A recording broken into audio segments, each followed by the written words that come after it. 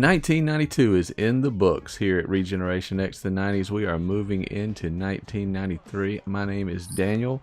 Welcome to the program. I am joined, as always, by my two experts. Wesley, how are you doing? Bro, it's a beautiful day in the neighborhood, and thanks to Southern Comfort Eggnog and the Kraken Spiced Rum, it's been better than normal for a couple of hours now, for sure. So, Merry Christmas to everyone. It's the holidays. I'm stoked and well lubricated. Shout out. And a very happy new year of 1993 to you, Cass. Happy New Year, and let's go back in time. We will be going back in time, exploring all things from January of 1993. Stick around. We get rolling right after this.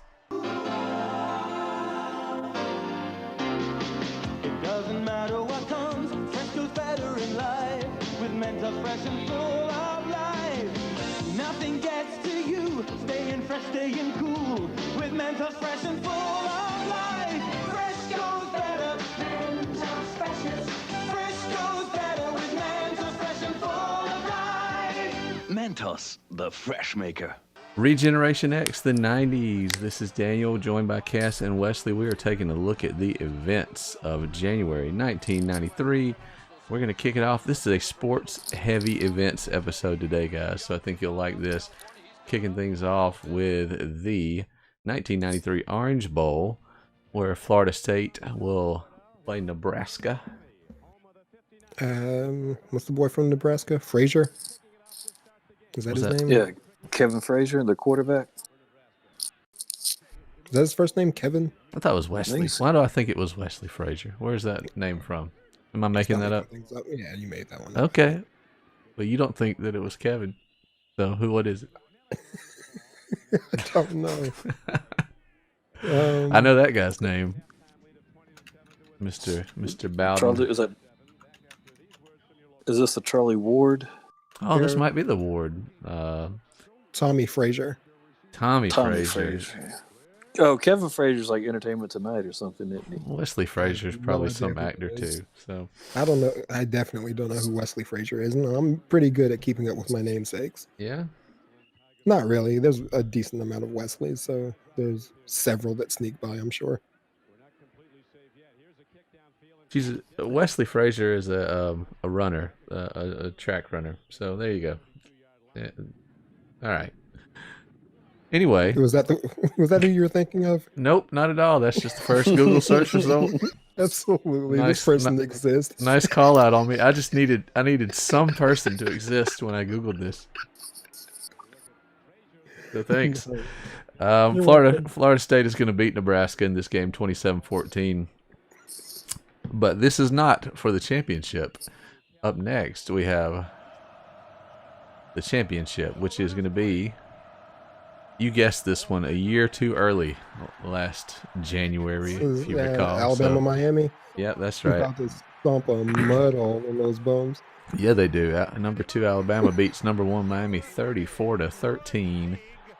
This is just headhunting off the kickoff here. This is highlights, but yeah, very dominant victory. As old boy, I guess running to the end zone, an Alabama defender catches him from behind and rips the ball out of his hand as he's about to cross into the end zone. That was George Teague, wasn't it? I think so, yeah. This number 2 was a big deal, wasn't he? Is that David Palmer? Is that Palmer? The Deuce. The Deuce. Palmer. Absolutely, yep. Was this your first Alabama national championship as an Alabama resident? Absolutely. Yeah. Absolutely, it was. They were delivering from the very beginning for you, weren't they? Yeah, this was the team that made me an Alabama fan. And I earned my stripes in the decade and a half afterwards. You know what I mean? I'm not a fan. There were times when I could have switched over to Auburn when they beat Alabama 6 times in a row and all this other stuff, right? And earned it. Just let go altogether, but I rep hard. Who was that coach that was not great for so long? It was probably right before Saban, right? Was it Shula? So there was Mike Shula and the younger guy. Maybe that Shula is was Mike a younger Shula. guy. Okay. Yeah, it was Shula. The, Shula, yeah, the Shula's other who guy you're was thinking of. Young guy, Was black that Tanner? hair. Yeah, it Yeah, was that Shula. was Shula's Shula. who you're thinking the Yeah, other there's guy was like he Price looked and- like an accountant. Franchoni for a second, and I forget who it was that went to the strip club in Florida, but whatever. Yeah, It was just a the guy string. that guy that got fired after like one day. Yeah, yeah, Nice. never made it to the actual season. Yeah, just a string of disappointment after Gene Stallings. But yeah, this game, bro, this was the lock on my heart. Oh, I love this, and you know what else I love? I love defense. Now, And yes, and it and was their low-key like an defense underdog playing. type of a thing. Like Miami was a favorite. So for me, it was like, oh, okay, I'm an Alabama boy, and Alabama is doing something on a national stage, and it seemed, I didn't know like they were the powerhouse historically that they are and were. You know what I mean? To me, it seemed very David and Goliath. What a horrible decision on the punt by Miami. Beat the crap out of them. Roll Tide, man. Alabama's just sitting around rolling dice on the sideline. That's how easy this is. That's your Heisman Trophy winner back there also. He just got destroyed.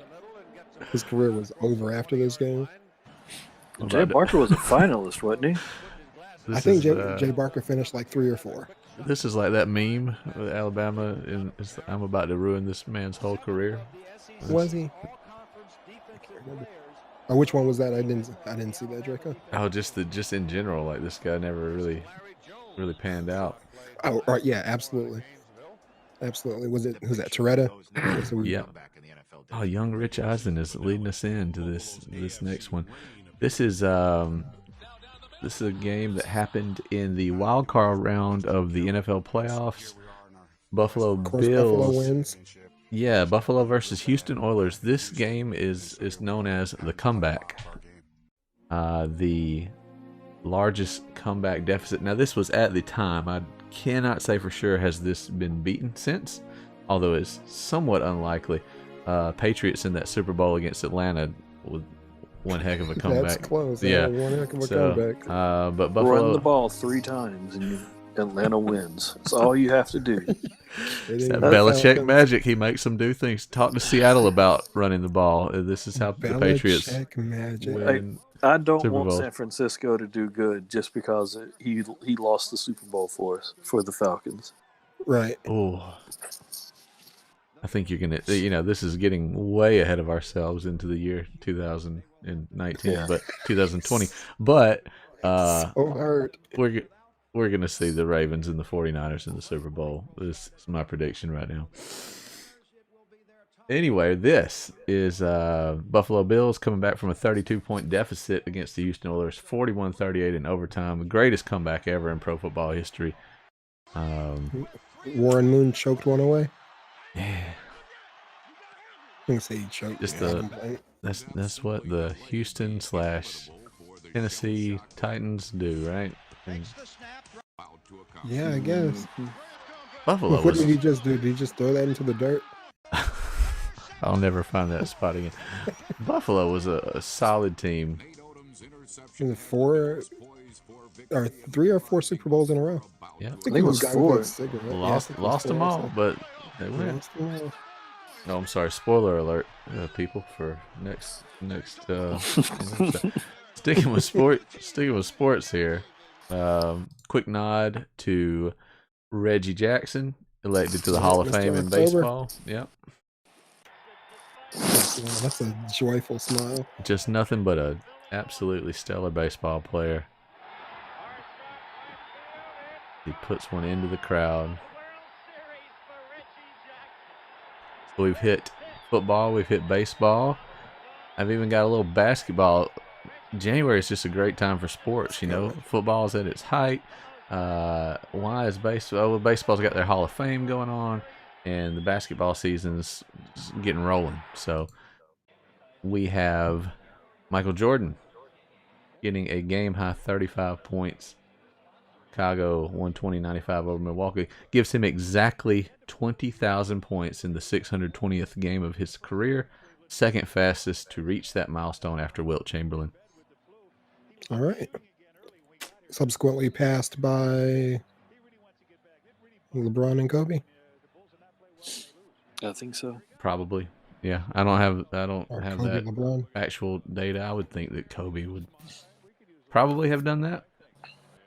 Yep, and LeBron, even though he's not a scorer first, is just destroying all the young Kobe records. He's just destroying them. But you know who's going to beat them all? Luca. What year is Luca in? Year 2. Okay, Year I two. thought it was He's year like- 2. He's 20 years old. Don't go. And it's Yeah. relevant to this conversation because I think he's on trajectory for that man's title. I need The a greatest basketball player ever. I need a Dennis Allen drop where crown him, huh? That's what we're doing. Nope, I'm not going to do it. They were crowning Derrick Rose about 6 years ago, weren't they? And Derrick Rose was like that. That was way more than 6 years ago. But Gosh, it was just doesn't feel like that long ago. But you're yeah, right, he it just was. owned- Yep, Yeah, just that all was it all all blends together. When was that? When did Derrick Rose win that MVP as the youngest MVP ever? I'm going to say that was close to 10 years ago, but not really. Let's Man. call it 8 years. Hey, okay, yeah, Jordan's the man, though. Shout out to Jordan. He was drafted in 08. Derrick Rose was, so goodness, yeah. He's been around. What? It was probably year 2 or so for him. I'd imagine so. Yeah, so 9-10 years ago. Speaking of the Bulls, anyway. Speaking of the Bulls and speaking of greatest player ever, Luka Doncic. All right, well, moving on. We don't forget about things here. Regeneration X. We announced this. We talked about the vote. The votes are in. The stamp selected, and now in January, what is the process for this? You know, this is just in line with the logic that the U.S. Post Office is so slow of everything. They announced this stamp 8 months ago, and now it's finally on sale. People are going wild for it. The Elvis stamp. Look at this crowd for the Elvis stamp. Yep, I'm noticing one commonality among the guys. How about that tattoo, though? How about the tattoo? How about that tattoo? How about that tattoo? Whatever, it's a tattoo. I won't make you elaborate on that statement. Other than they are psychopaths. You think? Where do we stand on Elvis music? I'm sure we've had this conversation. He's Overrated is the word you're looking for. okay. Is he overrated or is he a solid pop act? Was he a solid pop act?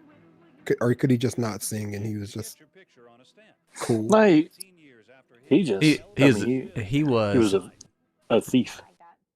Yeah, He was well, a I was gonna try to not get overly analytical and divisive with that statement. Eminem sums him up really well in just one line of a rap song. But let's just say, all that aside, you know, I was gonna call him like a male Britney Spears. Britney Spears more talented than Right. Elvis if we like measure it in some even playing field. But you know what I mean? He was more of a performer than he was a talented singer. And like Cass alluded to, his whole act was sort of a ripoff, and he just happened to have the right look to get on television with it. So So we're doubling down. No, not doubling down. He's a ripoff of black acts at the time. right, absolutely, right. A absolutely. lesser quality than Chubby Checker and all those guys. right.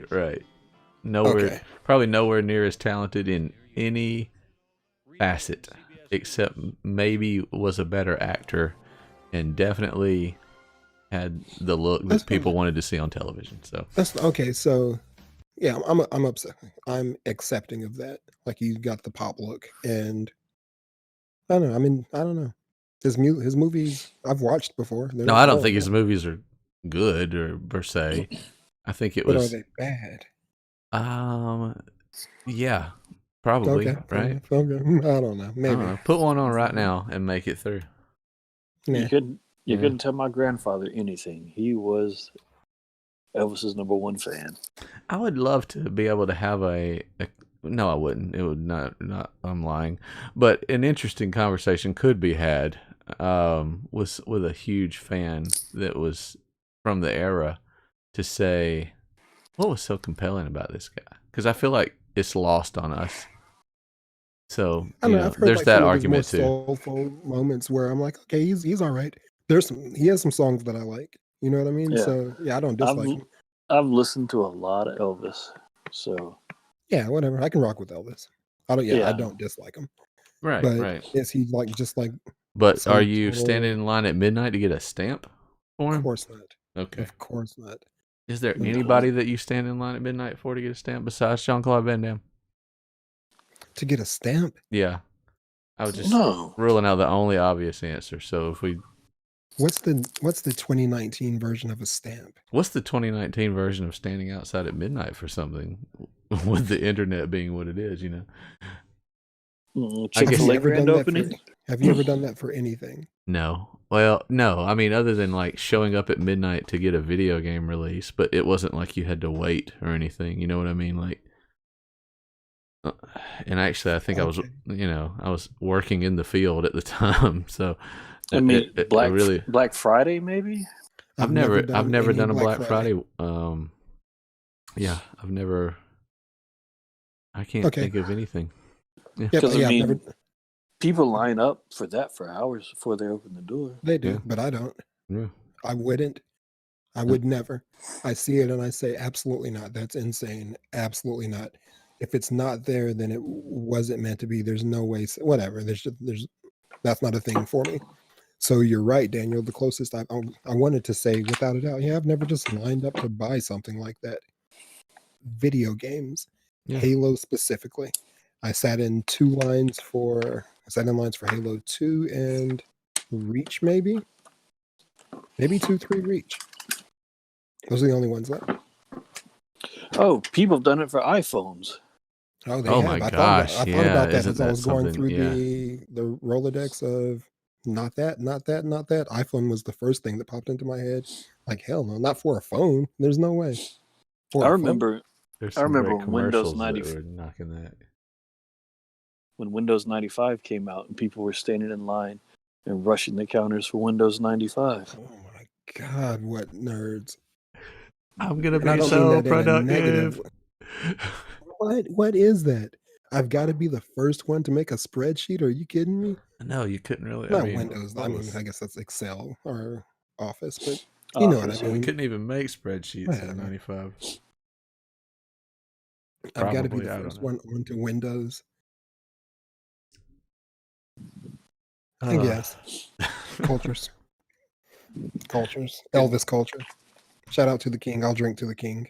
a White toast. people. Crazy white people. The things And a they small do. handful of blacks, including myself, who at least put some respect on his name. I put some respect on his name. Because he might have been real. But you guys are telling me that Cass listened to a lot of them and he's poser I mean- pop art act guy. Well, Yeah. I mean, I didn't realize that until much later, and then Right. I've seen some Like a things lot where of they point things, out really. them. Yeah, I mean, I was really into Elvis a lot because I looked up to my grandfather, and my mom grew up on it, so we listened to a lot of Elvis. Yeah. So And I don't take anything away from anybody who grew up loving him, because it was for one just a different time. So just to have somebody that you just absolutely loved, and they weren't nearly as accessible as they are nowadays. You get like an artist, you can put them on loop all day with Spotify. Sure. A little harder back then. So Yeah, get that record. Yeah. No doubt. Okay, so Mhm. yeah, let's finish this on a positive with Elvis. yeah, Elvis is the king, and several years after his death, he got people standing in line to get his stamp so stamp. they can mail someone and represent for Elvis. he's still known. I mean, if they put out a Even stamp young- today, people would line up for it. People, yeah. Getting back to sports, okay, so we had football, basketball, baseball. We can't forget about our friends in the hockey world, as Mario Lemieux is going to be diagnosed with Hodgkin's lymphoma in January of 1993. But he's gonna fight this and actually make a comeback later on. So just pretty interesting, you know. Battling a form of cancer, getting back into the game. He's going to end up playing several years after this, but it was a big deal at the time because he was a big deal hockey player. That's right. That's awesome. Cheers to him. I will definitely drink to Super Mario. Super Mario. This has been building. How was it? Oh, go ahead. How was the hockey players play for so long? It's a rough sport, you know. It's a. They have people playing like 30 years, or it seems, in the league. I would say football is the only thing that's, well, you know, rugby aside, you know, but like mainstream sports, football is really the only thing that's more brutal to the body, I would think, you know, as far as just getting physical contact. Hockey's a pretty rough sport. Plus, yeah, it's no small feat to do the whole thing on ice skates at all times, you know, so it's just constant stress. So, yeah. But they tend to have long careers. The good ones do. Maybe it's something about, I don't know. Something about it holds up. They are heavily padded. So, you don't hear about too many serious injuries compared to football and basketball, especially. But I'm sure some hockey fans might disagree with me on that. Oh my God. There's this picture. I listened to a story one time on this hockey player, and it was just going through all his injuries and player, and he kind of famously has this picture that was put onto Sports Illustrated, Time magazine, probably not Time magazine, but one of the major magazines, of what his face would look like with all of the injuries that he sustained to it throughout the course of his career, happening at one time. Oh and my it's apparently gosh. it's apparently a pretty famous picture. Like some But Walking this Dead guy- kind of stuff. Sure, absolutely. But this guy kind of played in this era where there weren't like masks for real, and they were just kind of out Yeah. there. They used to They're not wear brawling helmets. half the time. Right. Yeah, and he would like catch pucks with his face. Mm. You know what I mean? Ugh. God. Those hockey pucks are no joke. No, they're Hockey pucks are frozen, no so joke. they're solid. Yeah, I mean they're hard, rubber anyway, right? And they're also on Yeah. ice. So I still think, and I don't want to go off on some hockey tangent, but just the fact that it's a sport where you just expect there to be some fist fight to break out. It's such a strange thing.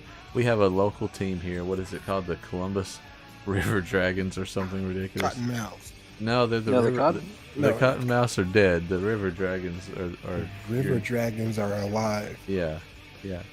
And Place got smashed. in the commercial for hyping you up to go see a River Dragons game, 60% of the commercial is just guys fighting. And like, what, you know, like that happens in the NFL. You don't get to see those guys for at least a Yeah, week, they're- if not more, you know, and they're No. heavily fined. That happens in Mhm. basketball, same thing, right? In In hockey, hockey, it's 5 minutes. it's all good. Like, what is up It's- with that? 5 minutes for fighting, and that's it. And young me was like, well, that's the most fun part of the video game is when you can make Wayne Gretzky's head bleed. You But can make Gretzky's head bleed. But older me, who's like, kids are watching this, they need to understand that sports are not about that, you know? Like, what? Why? What is this? What's going on here? What's the drama? You know what? I'm going to disagree and say Yeah? like that needs to be in football. I think You think that? So you're totally Miles Garrett is which I was never really upset with him over. but- never upset with Miles Garrett. I was Never upset with maybe Miles it was because I went into the thing like I was gonna be on his side before I even knew what happened because I like him, right? Sure. But But yeah. But I even think that having there should be watched it, more I'm like, I confrontation. was like, yeah, Rudolph deserved it. You know? Rudolph deserved, yeah, after watching it, it's like Rudolph deserved it. He instigated the majority of that. I was totally fine with it, but I don't think that needs to be part of the game. Oh yeah, no, I do. But- I'm okay with it. Let's get a little bit But fighting in football is stupid because like you're hitting nothing but pads. I mean, even Pads and I mean, helmets, what yeah. the only It's thing gotta that's be- not the only thing that's not covered in pads is your shins. Same just gonna- rules. We're looking at these hockey players. Take that helmet off. If you're talking all that trash, you've been talking all this trash with all these people. You know what I mean? In front Like, of all these people. in front of all That these you know, do you know how many wide receivers or cornerbacks would be just near put in their place, near dead by the end of the game? Like, who would be put in their place. what was That's- it? What was the? I can't remember what corner it was that would just trash talk Julio Jones for a whole game, and he finally just lost it on him and body Right. slammed a guy. This was like years ago, but imagine that just being, and Julio's like, I can't hurt the team. I can't hurt the team. Change the rules to where it's not that big of a deal. I'll have to sit out for 4 downs or something. Oh my gosh, Right. we would never get anything done. Mouthy Yeah. cornerbacks. You know what? They would start shutting up. That's probably Right. true. It would become more about, and I mean, and this is where it becomes a matter of opinion. It becomes more about our physical dominance. I don't know. It becomes a game of physicality as opposed to just a game of skill, because then it's just like this little fast scatter, whatever. I don't know. It's unfair. It's unfair to big guys the way the game is played, but maybe it needs to be, and we just end up with a bunch of linebackers and cornerbacks out there. Whatever. Yeah, Possibly. whatever. Yeah, I'm totally okay with more physicality. I'm okay with a league where Shaq can exist. I'm okay with a league where cornerbacks get smacked in the mouth and receivers get smacked in the mouth, and quarterbacks aren't overprotected, and a lot of whatever.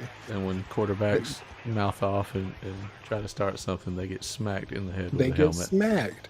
They get smacked, and the referee understands, like the general public understands, that you get paid a lot of money. This guy gets paid a lot of money. You're not just going to get to like purposely try to enrage him and then hide behind a flag or something. Yeah. and like get away with it. Yeah. So instead of the flag, the referee just kind of shrugs and like, you did it to yourself. Exactly. Yeah. Nobody Maybe. told you to talk trash to that big. Look how big he is. Why are you talking to him like that? Why don't are you know. pulling Yeah. his face like that? That's the world we should live in. Where Maybe you respect people. Yeah, now that part I'm all for. Like maybe we just get to a point where everybody goes out there, and because 80% of these guys like each other, take care of each other, but there's Yep. always that guy on, There's always on that guy every that needs to team. be smacked. Right. Maybe we wouldn't have any of that anymore, and it might actually. I see a bizarre scenario where it somehow improves the game. Yeah, instead of the referees like playing, you can't dance after a celebration or whatnot. If somebody's getting on people's nerves, they'll stop. So wasn't it Cam Newton that said, because people got mad at him celebrating, he's like, well, if you don't let me celebrate in the end zone, stop me. Right. There you go. Okay. You know who couldn't be stopped was David Letterman. David Letterman can't be stopped. He was out of there. He didn't get what he wanted from NBC, so here he is on January 14th making a press conference announcing he's moving his show to CBS after declining an offer from NBC. And just a quick nod to that, because this is going to be a reasonably big deal. David Letterman versus Jay Leno will roll throughout the majority of the 90s. Well discussed on previous episodes Yep. from us from multiple angles here. I'll give you my quick synopsis of it. All right. David Letterman clearly, in my opinion, clearly funnier than Jay Leno, which that may be a slight overstress. Leno had his moments. He's annoyed me getting older, but Letterman, I think I should have liked more, but he went to the All-Seeing Eye, which is the Old People Network, and The Eye of Sauron. died to me. Network, Yeah, he died to me. I never paid attention to him because he was on the Old Person Network. And see, Leno should have been the one over there. Leno played it safe. Exactly.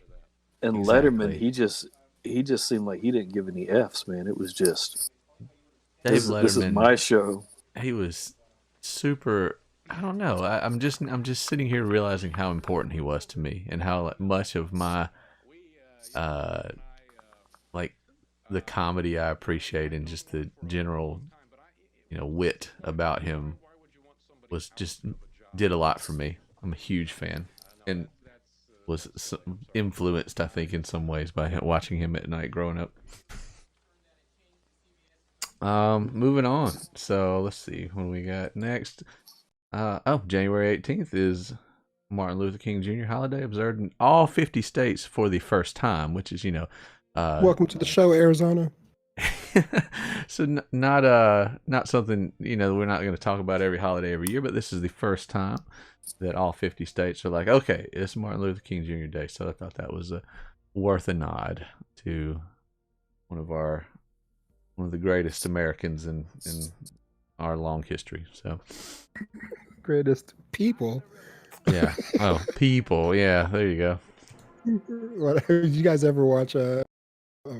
You ever watch Bridget Jones's Diary? No. I know. Shut up. Don't judge me. There's a scene where she's like doing this book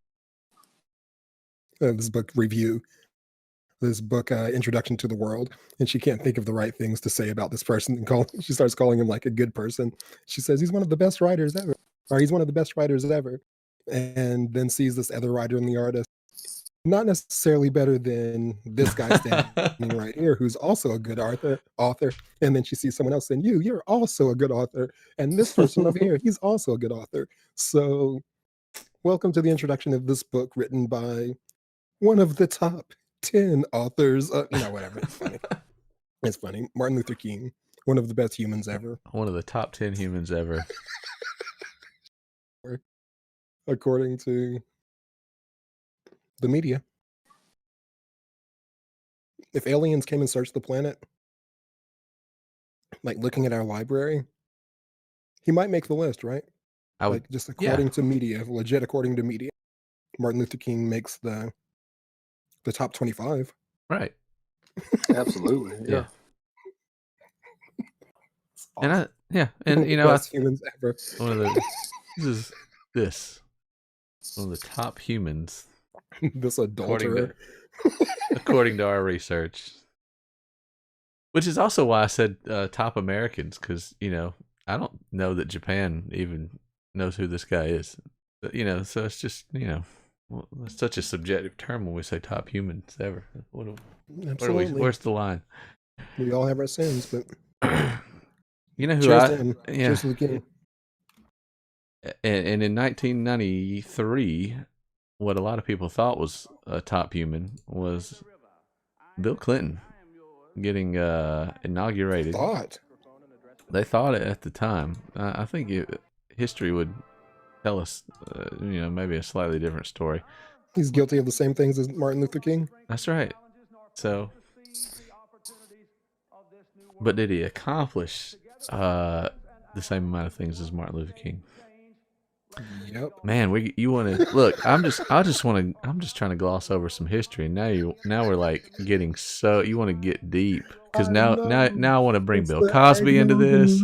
That's the eggnog and rum, and so you're ready to go down some weird wormhole. I'm ready to go down some wormhole where Bill Cosby is one of the top humans ever. Even like at what point does the bad and the good and you separate them?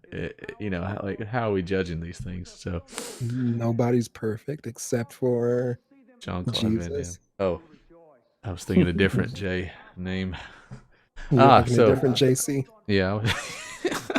Yep. Hey, there's another cool thing about this. I think it is somewhere around here. This was pretty cool, as far as history goes. Maya Angelou, first African American and woman, first both of those things, to recite a poem at the inauguration of a U.S. president. Sure. This is Still I Rise? On the Pulse of Morning is the name of the poem. What was Still I Rise for? You got me. I Rise. What was that? It was a thing. What was that about? Whatever. Okay. Was it for something or just it was either a poem or a book by Maya Angelou. as It's well. a poem, Yeah. and it was recited at something specific, something historic for something. I think it was, Kaz, to answer your question. I think it was like for an event. Okay. Yeah, Wait, what? I remember it. I just don't remember its context at this point.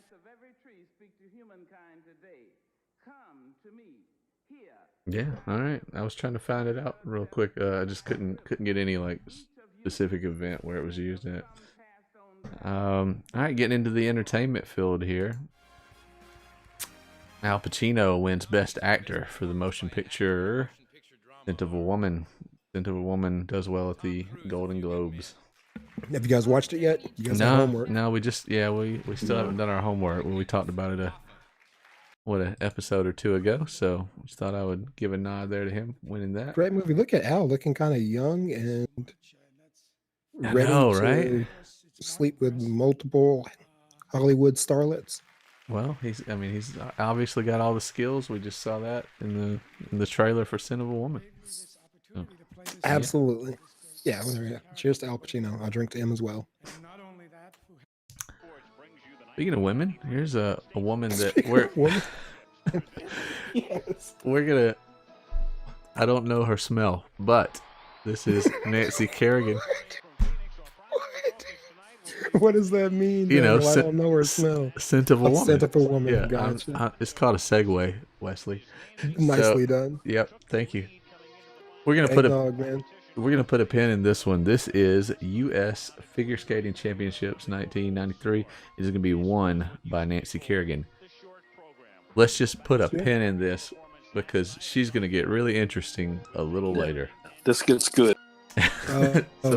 Remember this girl. We're going to come back to her in about a year. All right. Okay, that's... She's pretty good. And at the 20th annual AMA American Music Awards, the big winner of the night is one Michael Jackson. Where are you at, Michael? Getting brought up by Liz Taylor, his BFF. Was that Eddie Murphy sitting in a chair also, like, talking about him? I don't know. Oh, it was. Yeah. Eddie. And his heartfelt efforts to make this world a better place. Yeah. The American Music Awards presents its first International Artist So Award. how shocked are we that it wasn't Cicada? 1993. Cicada? You know, the problem with things, Very much so. so I think it got kind of like caught up in the release cycle. It probably would have done better had it been released a little closer to the end of the year. You know, these awards don't mean anything. They're not a measure of talent or anything. Not at all. Not at all. Okay, they're not. Although right? They're not, but No. they are a measure of popularity, which was the only conversation. I that do played it. somewhere have the list of accolades that John Cicada holds. Is any of them the #1 album or #1 song on the Billboard charts? Well, Any of those accolades? well, it's only Include the 1990. #1 on the Billboard charts? January 1993. We'll see. He's not done. But you know what is done? The Sears catalog. It's gonna release. My segues are on fire today. I'm so stuck on John Cicada. You got me almost like doubting whether or not he's gonna make it there. Like, I'm like, this guy is. I've never heard of him. He's no way getting that #1 spot. But Daniel, you got me questioning it. So, I don't have my. Well, that's the thing. It's because you know that he's that good. You know that he's that good. He's not. That But you're worried.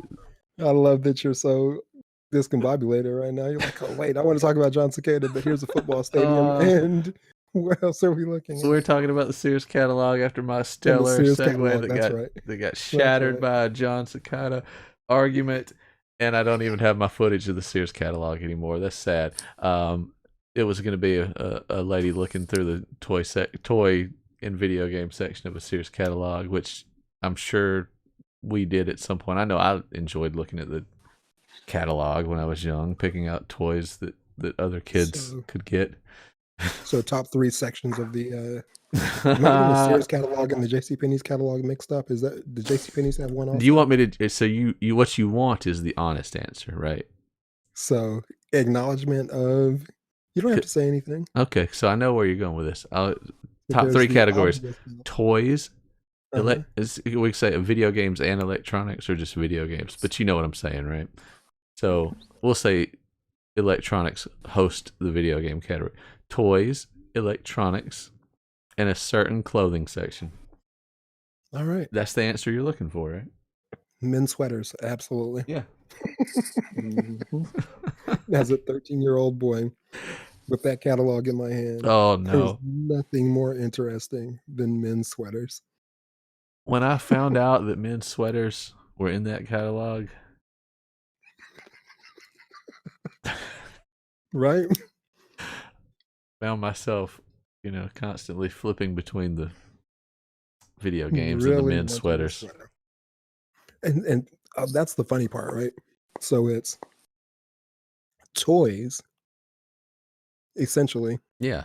It's toys and men's sweaters. Yeah. What kind of It's that's called life. puberty, right? That's Called the puberty. cycle. Yeah, I guess I went straight from toys to like the car section. Oh yeah, you were I, never into men's sweaters? I honestly didn't know that had men's sweaters in it. Oh yeah. Well, you're really missing out on Yeah. incredible sweaters. Clothing section. So we're going to wrap up the month of January in these events with Super Bowl 27, Rose Bowl, Pasadena, the Dallas Cowboys versus the Buffalo Bills. I have already kind of we've spoiled it for everybody that any Super Bowl that you see the Buffalo Bills in, they are not going to win. That's the way it goes. And that's just the way it is.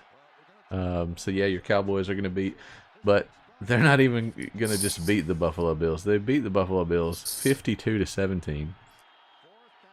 Yeah, I think the Bills get destroyed in every Super Bowl they're in, don't they? Like, it's not even close. I think the closest thing in I think you're right. And I think the closest thing that we can remember probably in recent history was that first time that Peyton took the Broncos to the Super Bowl and got absolutely destroyed by the Seahawks.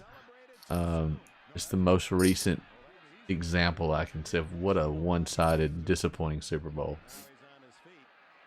And that's what the Bills fans had for a little while.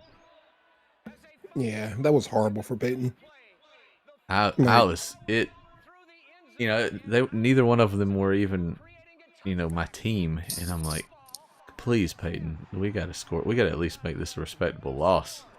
Is that Larry Little? I don't know. That referee looked like he should have retired 10 years ago. Oh yeah, he gets caught too. Same thing happened. That same thing happened in the Super Bowl and in the national championship game. That's why Same you don't. goofy play. That's why you don't do that. Good job, guy. I think that was Larry Little though. No, it's Let. Okay. Anyway, this is how the month ends on a Super Bowl, and this is how this segment's going to end. That is your events, January 1993. Stick with us when we come back. We're going to take a look at television in January 1993. Take weight off and keep it off. NordicTrack introduces the Weight Loss Satisfaction Guarantee. Research shows that NordicTrack's total body workout burns more calories than exercisers that only work your legs. Discover what numerous customers have found. With regular exercise on NordicTrack, you can take weight off and keep it off. And we're so confident you'll lose weight too, we guarantee it. We'll guarantee that you'll lose at least 10 pounds in 60 days or your money back. Call now for a free video and brochure. Ask about our 60-day Weight Loss Satisfaction Guarantee. Welcome back to Regeneration X, the 90s. We have made it into January of 1993. My name is Daniel. I am joined by Cass and Wesley. We're going to take a look at television in January of 1993 with what I know is sure to be someone here's favorite television show from 1993. Tell me when you realize what you're watching. Dr. Quinn? There you go. Good guess. With the lovely Jane Seymour. This show is not even the beautiful Jane Seymour could make me interested in this massively boring show. This show was so boring. So boring, right? And we tried. Like, I'm not. It has to have been my mom. She Oh, my mom watched it. Yeah, Did this she? is a totally everyone's Yeah. mom watched it, right? This just feels like one of those shows. It's like a soap opera at night. It's a soap opera at night in the wilderness. And Jane Seymour is beautiful. She is She gorgeous, remains but beautiful to this day. yeah, I don't know. Maybe if she had dressed from the men's sweater section of the Sears catalog, would have made the show a little more interesting. Bearable, at least. What was this show? Okay, now get ready for This this. is not. Wait, this is. Go ahead. What is this? Okay, let me set this up. Okay, so we have just spent multiple episodes of our 1992 series talking about the Long Island Lolita, Amy Fisher, right? ABC and CBS simultaneously broadcast their own movies based on Amy Fisher's life. So they go head Who's up that? with each other. Different movies. That's interesting. It is. I thought it was very interesting. Now, NBC had already done this 6 days ago. So all three major networks, 3 separate movies. But ABC and CBS decide to Really? square off. Yeah. And on the ABC and CBS version of this show, Amy Fisher is played on CBS by one Alyssa Milano, who you will see in this clip. That's why I'm kind of remembering her as hot, right? Right.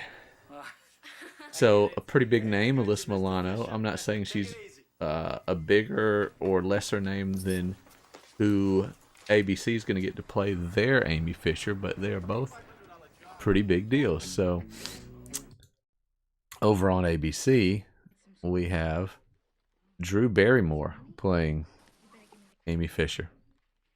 So completely different looks for We've their established that young Drew Barrymore more attractive than we thought she was, right? We established that with Poison Ivy. Poison Ivy. Yeah. Yep, with Poison Ivy. So she was But perfect for this Alyssa role. Milano, she ain't.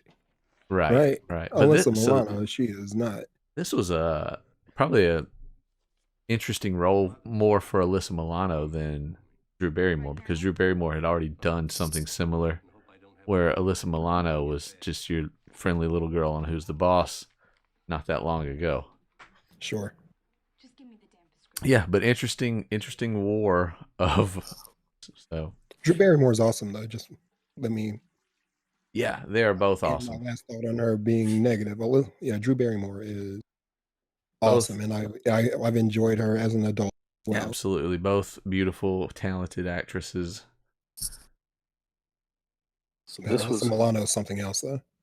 this was the '93 version of the Firefest, where Hulu and Netflix dropped Firefest documentaries at the same time. Did they really? I didn't know Hulu did one. Now you got me curious about that. I don't want to see either one because I love Ja Rule. I'm not here for anybody making fun of him. Ja Rule had people eating cheese bread, fighting over cheese bread to survive. Crimes What against the- humanity that Ja Rule has committed. Far worse than those of Joey Buttafuoco. Golly, 50 Cent just came through and killed his little career and everything. Whatever. He's eating. I'm sure he makes far more money than I do. So Right. he's eating. He's got all that Firefest money we saved by buying cheese bread. Buying cheese bread. Cheese bread with lettuce. Sleep in a tent. Look at Buttafuoco's getting it in the front yard. Oh my gosh, the speaking of this,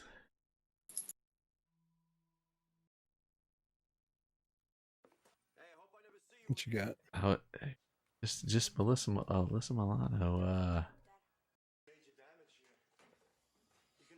Yeah, we didn't get nearly enough Alyssa Milano.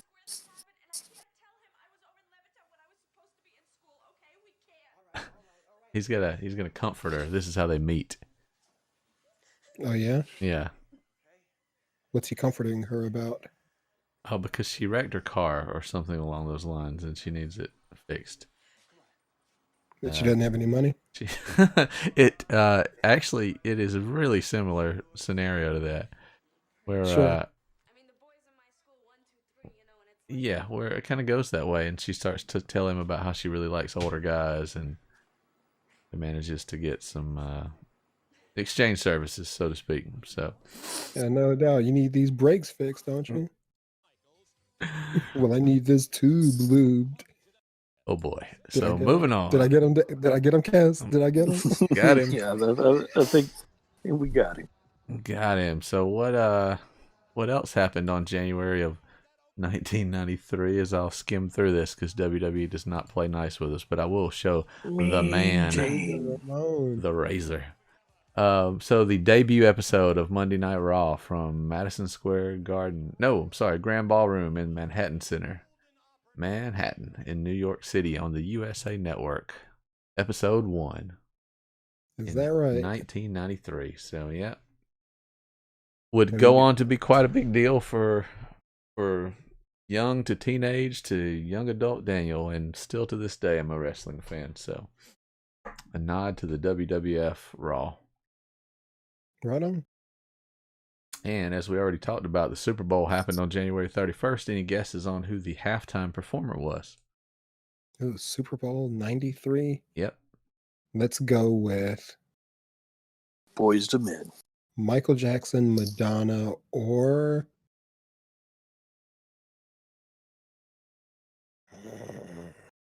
I got nothing. I'm gonna go with either Michael Jackson or Madonna.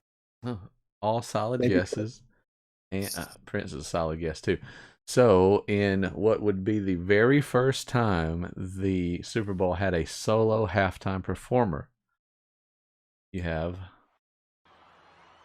Michael Jackson. Right on. So, good guess. I remember that one. Performed a medley of his most successful songs. It was good. Yep, Super Bowl was alright. halftime's always been fun. I think it's I was probably cold on the Super Bowl halftime show in With the early Coldplay? 90s. Oh, okay. And with Coldplay, yeah, absolutely. It was the worst. Some And I people like are Super Bowl halftime shows. That mess was the worst. some people are just, it's not that Coldplay is bad, it's they are bad for the Super Bowl halftime show, you know? Yep. Yep, some people are Oh, just they were bad more that day. suited. And yeah, they were not great that day. Coldplay fans, if you can't acknowledge that they were terrible at the Super Bowl, then you're not a good human being. Yeah, I don't know what to say. You're dishonest about your band. You should be able to say I love them, but they had a bad show, and that was bad. And Justin Timberlake's was bad as well recently. The one with Janet? Or Or did did he get a do-over? Yeah, he got a do-over like I recently. don't even And remember it was that like- actually. It was weird. He was like moving through the crowd. It didn't sound right. And it seemed kind of off at times. I'm not sure that he was the headliner or not, but he played a heavy part in it. And I like Timberlake. He's awesome, but he was not that day. Of recent, I guess the past decade, and again, I'm getting old, so everything flows together. Prince was the last one that I can say, oh, that was really good, Oh, really? that I can think of. Although, you know which one I really like that a lot of people are like, what? I know what you're gonna say. The Black Eyed Peas. Oh no, they were good. They're perfect for the Super Bowl. I thought they were great. I thought everything about it was great. Which one did you think I was going to say? Lady Gaga was surprisingly good. Gaga to me. was surprisingly good to me. And I was less of a fan of her going into that. She probably helped her case with me a little bit, actually. I became a fan that day. Yeah. I became a fan that day. Absolutely. I'm like, okay, I've heard her music and I don't dislike it, but I'm good if I never hear a Lady Gaga song again, right? That's where I was before then and kind of afterwards, if I'm being honest. But since then, I'm like, oh, it's Lady Gaga. Let me see what she's doing when I have the opportunity, because she entertained the crap out of me at one Super Bowl. Yep. She earned some fandom. Yep, Probably from more than just you and me. for sure. What the Super Bowl does. What we got here? Some black or white. No matter if you're black or white, yeah, That's right. I like the setup, the symmetry of it. sure. Well, there you have it. That is television in January 1992. Stick around. Coming up, we've got video games in January of 1993. Right after this. What did I tell you, Principal Skinner? Mrs. Scribumple, it's time we cut off Simpson's Butterfinger supply.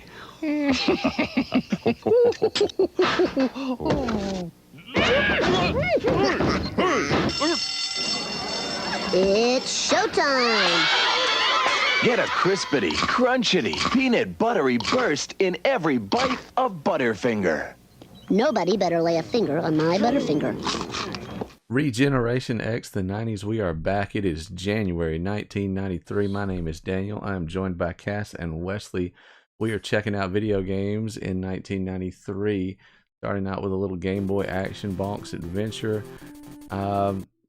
What we're seeing here is a lot of holiday and post-holiday releases. So most of the big name hits are going to come out in December, but a lot of people are getting consoles for Christmas, so January is not necessarily a dry month in the world of video games. Bonk originally on the TurboGrafx 16, and I guess some relationship with NEC allows this game to port over.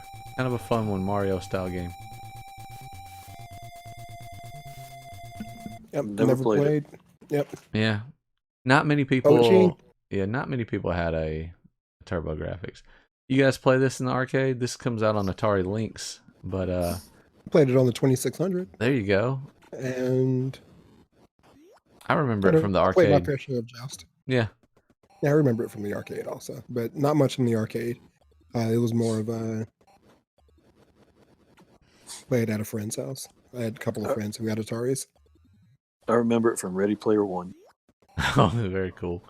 Yeah, I'd still challenge you guys to a game of Joust any day. You'd win. I was never good at it. I was never good at it either, but it was always fun. It was always fun to goof around on. I was never good at this one or Donkey Kong. Donkey Kong, I'm pretty okay at. I'm no Billy Mitchell, but okay. Right on. Mega Man 5 on the NES. You guys ever play any Mega Mans? If you know, your frustration from any Mega Man can translate over to the other. So Yeah, Absolutely. I tried playing Mega Man. tried. Mega Man's a cool game. It is a cool game, but it will test your patience for sure. In which case, I'm usually pretty good at the patience thing. I enjoyed it. I'm surprised I haven't played more Mega Man games than I did. I'm not like opposed to the, hey, get to a point and this really didn't work out the way that I thought that it should have. Now, I will kind of beat my head against the wall a little too much, which is not the right personality for this game. There should be like some quick assessing and realizing that you don't have the proper weaponry to really beat the world. Which is... Apparently, if you're skilled Half an enough, hour. you can start anywhere, but there are definitely ways that you can make things easier on yourself. Right. Mega Man 2 is the only one that I somehow persevered my way through and actually beat. And if I were to go back and try it today, I would probably never make it through a single stage. See, I just rented these, so I didn't. I had it for what, 3 days tops? I mean, I'm sure some people could do it, but it would definitely took me more than 3 days to beat Mega Man 2. Right. A lot of memorization and a decent amount of luck go into it, because the respawning enemies mean that if you ever take a step backwards too far, then oh look, they're back, and now you're getting That's shot right. from the other side. That's right. Yep, that's a thing. Another month, another Simpsons game. Bartman meets Radioactive Man on the NES. We just can't get enough Simpsons video games. I'm gonna say I can and did. I don't think I think it'd be improbable that I never played any of these, but I definitely wasn't seeking many of them out. I probably rented one out of the whole bunch. I know I don't went through a remember. phase where I would rent them, but I missed the vast majority of these games. I ignored the vast majority. I didn't really get into the Simpsons games until Hit and Run came out on the GameCube. Now Hit and Run is story for another time, but it is an excellent game. I don't Excellent. remember this at all. It is basically a Grand Theft Auto that is The Simpsons and takes place in The Simpsons world, and it's really fun. Yeah, it's just a fun little goofy game. Yep, just drive around and explore the world and do some missions if you feel like it, but just the exploration of it is really cool. We had a James Bond Jr. Sighting a couple months ago, so I thought, why not include the young Indiana Jones in the mix? I think this was also a television show, wasn't it? I was gonna say, yep, that was a TV show. And also looks like they took the game engine from Russian Attack or Rambo and did their magic again. Hey, we've got everything you need. All we need is an IP. All we need is a property to slap on this. The game's already made. Look, doesn't he look like a young Indiana Jones enough for you? That is clearly Indiana Jones. Clearly. Fighting against some Nazi. God knows what. Right? Bombing stuff. Because that's what Indiana Jones do. Just gotta engineer a couple cutscenes, and there you go. There you have it. The end. Now we're getting somewhere. Sega Genesis. Road Rash. Great game. Yeah, it is a super fun game, different than a lot of stuff that you'd seen before. Pretty addictive. The combat of getting up beside your opponents and kicking them off their bike. Punch, punch, punch. Fun stuff. EA would use this game engine to make a skateboard game. They made probably the early foundation for Need for Speed with this. This was a game from EA that included vehicles in motion, but Road Rash itself very fun. Spawned some sequels, all performed about the same way. Good stuff. Yep, I enjoyed them. Nice series. Sega Genesis also gets Turtles game based on all the arcade success. This is Hyperstone Heist for the Sega Genesis. Nah. Can't say that I did. They were all playable, you know, they were all equally enjoyable, you know what I mean? Like, did you like Ninja Turtles? Do you enjoy playing beat 'em ups? Then there you go. Sure. I'm with you there. Can't remember a Ninja Turtles game that I didn't like. Right. But don't remember this one. Also, maybe I do actually. Also, though, if I were to show you this and tell you to name that Turtles game, you might have a hard time doing it because they were all essentially the same, yeah. Not, you know, just more of the same for better or worse. Sure. Looks fine. If it ain't broke. Probably gonna fight some same. Yep, there he is. This time with more good graphics. Yeah, I was thinking that too. Good looking Genesis game. Shredder has many shreds on him. Right. Many blades. Little nod as the Sega CD games are starting to trickle out now. We have Cobra Command on the Sega CD. Check out these graphic effects. This is what you get with CDs. Visual excitement. Does Nintendo have a CD? No. Nintendo don't have a CD. Genesis does what Nintendo don't. Fly around, aim at stuff. Cool. Yep. I'll try not to gush over it too much. Yep.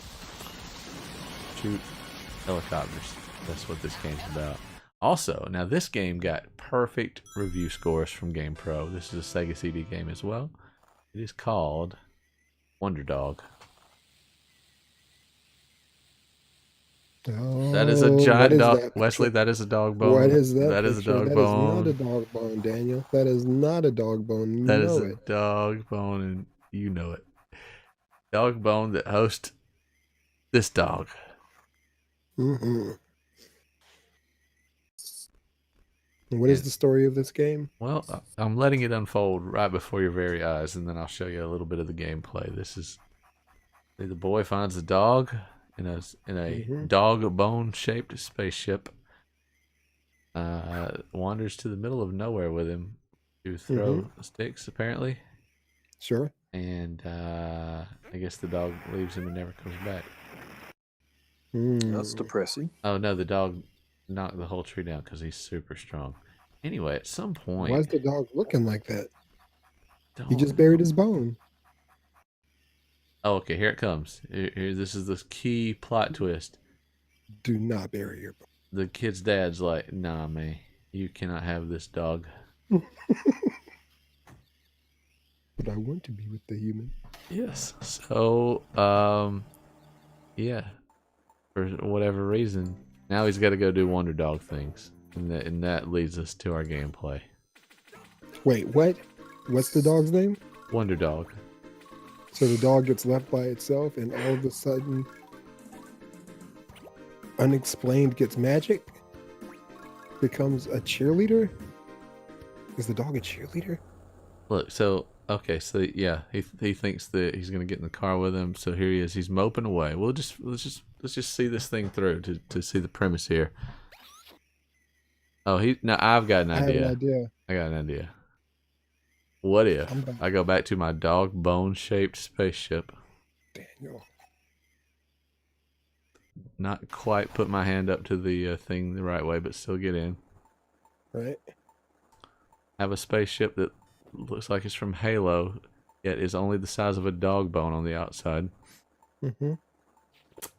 And dress kind of like Mickey Mouse and kind of like Mario. And put some, what in the world? Goofy wings. Yeah. What is Sonic that? shoes? The golden star. Yeah, I'm just a little bit of everything here. And now do you understand the premise of the game? Nope. It's so clear to me now. Yeah, because I feel like I skipped it and then you didn't understand, so I had to go back and show you so you would understand. So the only thing I'm really questioning is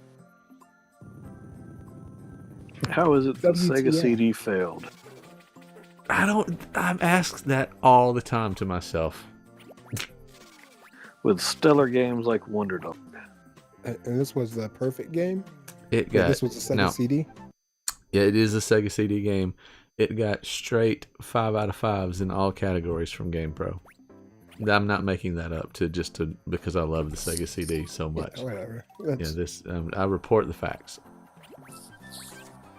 Yeah, so I don't want to ruin the ending. What So are you doing? What is the point in this dog? well, I don't know that he ever even sees. GamePro, you're a joke. But whatever. It's had some Mario elements in there. It's a pretty game. Yeah. Played quickly. You gotta judge it through the lens of time. Wing He Commander doesn't like birds. he doesn't really like all animals, apparently. This Turn into a tornado. That is a space controller, Wesley, just before this even starts with you, okay? That is, he's controlling his... I was not going in. Okay. Oh, you Draco. But I can't unsee it now. Why is this a game? This is Wing Commander on the Super Nintendo. This was a hit It's like he's got a little bullseye. Hit on the PC. And totally aiming his shots. Ported over with Hank Hill from the Hill fame. Good one. We sell propane and propane accessories, and we must deliver these. Underrated show. Bless you, Jennifer. Bless you, Jennifer. I think that was Melissa. Oh. Yeah, bless you, Melissa. Bless you, Melissa. Bless you, Melissa. I was going to say, what a sweet, cute sneeze. Nah, you can still say it. What a sweet, cute sneeze. Melissa, not Jennifer. I guess that was the part I was going to leave out. RoboCop 3. At least it looks like RoboCop. Yeah, it does. He looks like he moves about like a RoboCop would too. Minimal right arm movement. Where do we stand on RoboCop as why was this rated R movie continuously put into like cartoons and video games? beyond For me. sure. What a good call. Um, Because it really wasn't rated R, was it? I think it was. I don't know. Like it's one of those fake rated Rs. Maybe so. I think it would probably catch a PG-13 in current Right. times for sure. But I don't remember. He shot a lot of people. There was a lot of You know what I mean? a lot of murder, a lot of Like, deaths. Plus oh, the scary 75 people died due to gun violence. So now it's Creepiest. rated R. creepiest part of RoboCop's when he takes off his helmet. Agreed. And I was like, I don't want to see this movie anymore. Just skip that part, and everything's fine. I'm pretty sure, wasn't it played on TV like a little later? Like, Yeah, I'm sure, right? Like, the TBSs of the world would have carried this. There you have it, RoboCop on the Super Nintendo. Dragon's Lair, which the game where you featured in Stranger Things season 2, as a matter of fact. But this is not that Dragon's Lair. This is just a quick nod to that. They took that game that was so popular in the arcade and made a side scroller out of it with Dirk just slashing away. You don't have to have any skills with the button press timing. You just have to be able to throw things at lizards. That's fun. Sometimes. overly cartoony, isn't it? Very much so. Here we have Bubsy, which is still around to this day in some form and has a reputation of being absolutely terrible in each iteration. Oh, is that right? Yeah. This game had been hyped for a whole year before coming out on the Super Nintendo and just ended up not being very good at all. But he had a launch title or near launch title on the PlayStation 1 that is famously horrible. It feels like every month there's another basketball game coming out, which is not a bad thing by any means. But here we have Bulls Blazers. I think we had, what did we have? Bulls Lakers? No. Yep. Maybe it was Bulls Lakers last year. This is Bulls Blazers. You will probably not notice any visual difference, but that was okay. Right. Because it had new rosters. That's all we cared about. This is the one I definitely owned. I'm not sure that I owned Bulls Lakers, but I owned Bulls versus Blazers. I think so. I think that's true for me as well. Love these games, though. Absolutely love them. Would I still love it today? I don't know, but yeah, just so many. Said it before. It looks like modern day basketball, just with worse graphics. Yeah, like tons of animations. I mean, these guys are just having a dunk fest on each other right now, but like there's Michael Jordan, there's Scottie Pippen, there's Horace Grant. Like you see them and like, oh, there they are, and that was pretty awesome. My God, I got into a little YouTube comments argument with last week about this team. Coincidentally, it was based on a video of BJ Armstrong saying that Michael Jordan, he wished he had recordings of Michael Jordan in practice because I saw that same video. Okay, because you really didn't see him at his best in the games because the games are somewhat restrictive, and in practice he can really practice, right? He can be an artist, if you will. Pretty what I cool. mean? Just do some stuff that you wouldn't normally do for the sake of competition, you know what I mean? So the best Jordan was in practice. So I end up in this argument where in the comments section, so BJ says all that stuff, and the girl interviewing him was asked the question, well, why didn't all this work that he put in practice translate to, I forget how she said it, but she said it in a way that made the comment section blow up with she's an idiot questions, where she was basically saying, why didn't we see his best in the games? And he did a good job of articulating that, which is kind of what I just said. But I ended up in this argument where I was like, guys, it really wasn't a bad question, her asking why we didn't see Jordan's best as fans, why we never got to see it, but his teammates and the staff of the Bulls got to see it. You know what I mean? So coincidentally, I was just talking about this team. That first three-peat Bulls team was great. Shout out to BJ Armstrong, and if you can catch that series, because he did a series of interviews a while back, and that was a part of it. But shout out to that team. Great team. Absolutely. You know, related, I read the book, I think it's called Relentless by Tim Grover, who was the personal trainer for Michael Jordan and then later on Kobe Bryant. And like, I can totally believe what you're saying about him in practice, because he talks about the drive that those two had and how tough, like they were hard teammates, but in a good way. Like they did not take it easy in practice at any point. You were always getting their best. Right. And Kobe will always kind of have to deal with the question of, was he doing a Jordan impersonation through everything? That's such a weird thing with him. Well, he did steal a lot of Jordan's moves. I He mean, did. Well, Absolutely. but all of us did at that time. Right, to model yourself after somebody who was proven to be the best, is that a bad thing? Is that a bad thing? You're exactly right, Daniel. Is that a bad thing? Like even is, to go get Jordan's trainer in Tim Grover is like, well, this guy was the best. His trainer was the best. I need the best. Why would I not go get him? Yeah, there's a reality where it's like, okay, so tell me about Jordan. What did he do? Well, in practice, he went hard all the time, right? All the time, competitive about everything. It's like, okay, well, I guess I need to be competitive about everything and work really hard. And you got to respect that about Kobe, even if it is, like you say, even if it is an impersonation, you got to respect it. Yeah, his work ethic, Kobe, that is, and Jordan too, but just second to none. Second to none. Super impressive to read about. It's a great book if you guys. It's sort of a cross between like self-motivation kind of book, but it talks so much about the careers of Jordan and Kobe that it's just a good read for basketball fans too.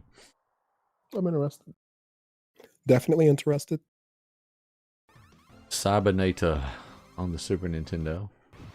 Certainly not a Terminator knockoff at all. Could you play as a mech? Okay. Well reviewed. Quick shot. Yeah. Well reviewed game. Graphics are good. Yeah, it looks good. The big release on Super Nintendo this month, though, was Mario Paint. I don't know if you guys, being Sega guys, remember this one at all. Came with a mouse plugged in. I remember it was a thing. I spent a lot of time on this, actually. I actually loved this. You could draw things and animate them. It's not really... You can make your own music, as you can kind of see there.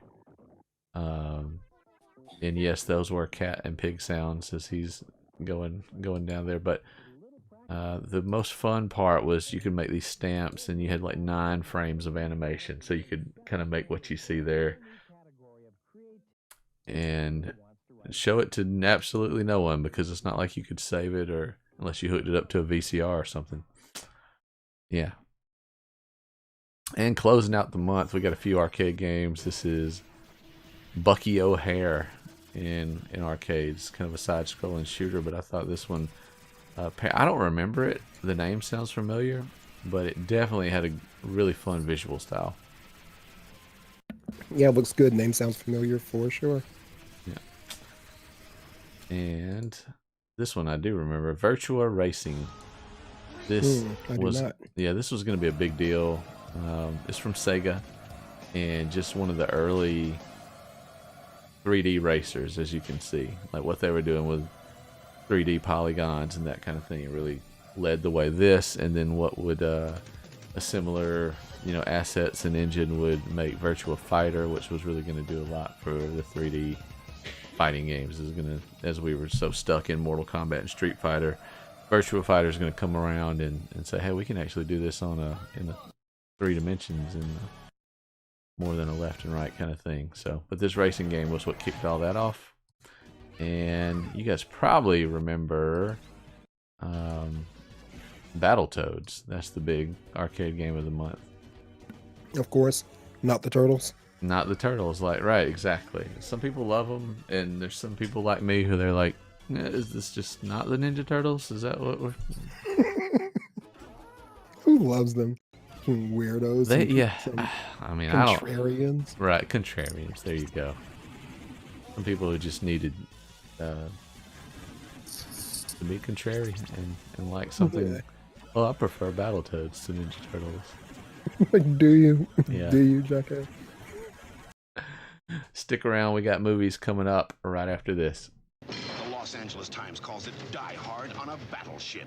Are you some special forces guy or something? I'm just a cook.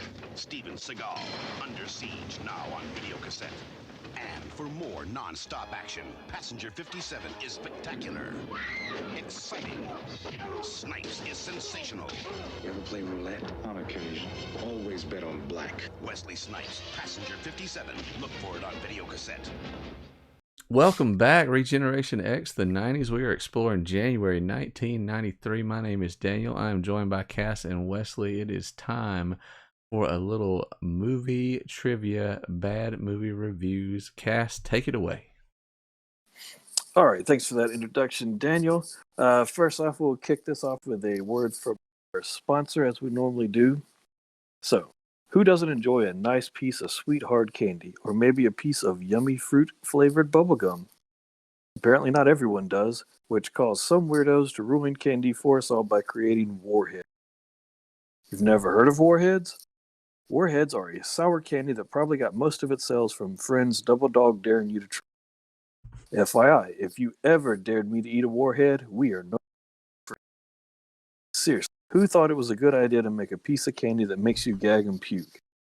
At least they had the forethought to have a normal piece of bubblegum under all that nastiness fresh in your brain puke. So good on them for that. Oh my god, I can taste it now. Yeah. Forget you, Warhead. You can keep the money you aren't paying us for. You're no longer this week's. Sucks to be you, Warheads. So, yeah, I totally didn't eat those things back in the day, but I guess Warhead flavoring is on a lot of different stuff now, as we can see in this commercial. So, I found some things recently that I can rock with. It's a more modern commercial that we're looking at there, but yeah, they were one and done for me, and it was kind of like what you were saying, like you kind of get dared into it once. Oh, ha ha ha, the joke's on me, I've made a huge mistake and I will never do this again. So I don't know how they stayed in business, because it was just a one and done for most people. Yeah, the question was why. Why? Why? Here's a candy with crap all over it. I've got an idea for candy. People are gonna hate it. They obviously made a name for themselves, and those little green ones, that was recently. I enjoyed them. I can rock with them now, actually. Not me. They're fun. They're fun. They're just fun to like in a moment. A lot like those Bean Boozled jelly beans. Oh, some of them taste like butter or worse. Butter, or pencil shavings, or yeah. What's the one? Pencil shavings was the worst, though. You know what? Butter was the worst one to me. Because, like the other stuff is sort of like, is that what this is supposed to taste like? The butter ones taste just like butter, and it's just a weird flavor candy. How about this one? Booger. The one that tasted like a booger. And the problem with it is that, like, when you bite into it, it puts the smell of a freshly picked booger like into one of the first times I had one. Like, that smell got in my nose, and it was weird, you know what I mean? So I don't know how to describe it, but imagine being at the lab when they're putting that together. Released from your nose. Imagine being in the lab. How does that get done? How do you know you're paying these people the proper amount of money? We're going to make this much money off of this booger smell, so we can afford to pay you. We need a crew of experts to manufacture this taste. This taste that doesn't exist anywhere other than created by the human body. We need you to manufacture a replica of this taste. So interesting. Do that. Earwax. How do you make it smell and taste like? Yeah. How do you make it smell like earwax? And yet Without somehow, using actual earwax. somehow in the wizarding world, they have created this thing. Science. Science. And warheads. Ugh. Just bad idea after another in the candy world. Anything goes in the candy world for a one timer. Just put sugar on the inside of it. Sugar at the core. Have it Somebody's finished gonna with go sugar. for it. Yeah. Sure. The brain will tell you to keep doing it. Here's a habanero pepper with a cube of sugar on the inside. It's powdered habanero peppers. That probably exists. Yeah, I'm sure. What do you got for us in trivia? All right. So for our first movie, Jailing F says, I don't understand the fascination with talking animals, especially real animals. Hmm. Well, that is a great clue. Journey, Homeward Bound. Oh, that is a good guess. All right, we're supposed to save the guesses though. We got to save it for 3 clues and then we get to guess. Thank you. I'll be forgetting. All right.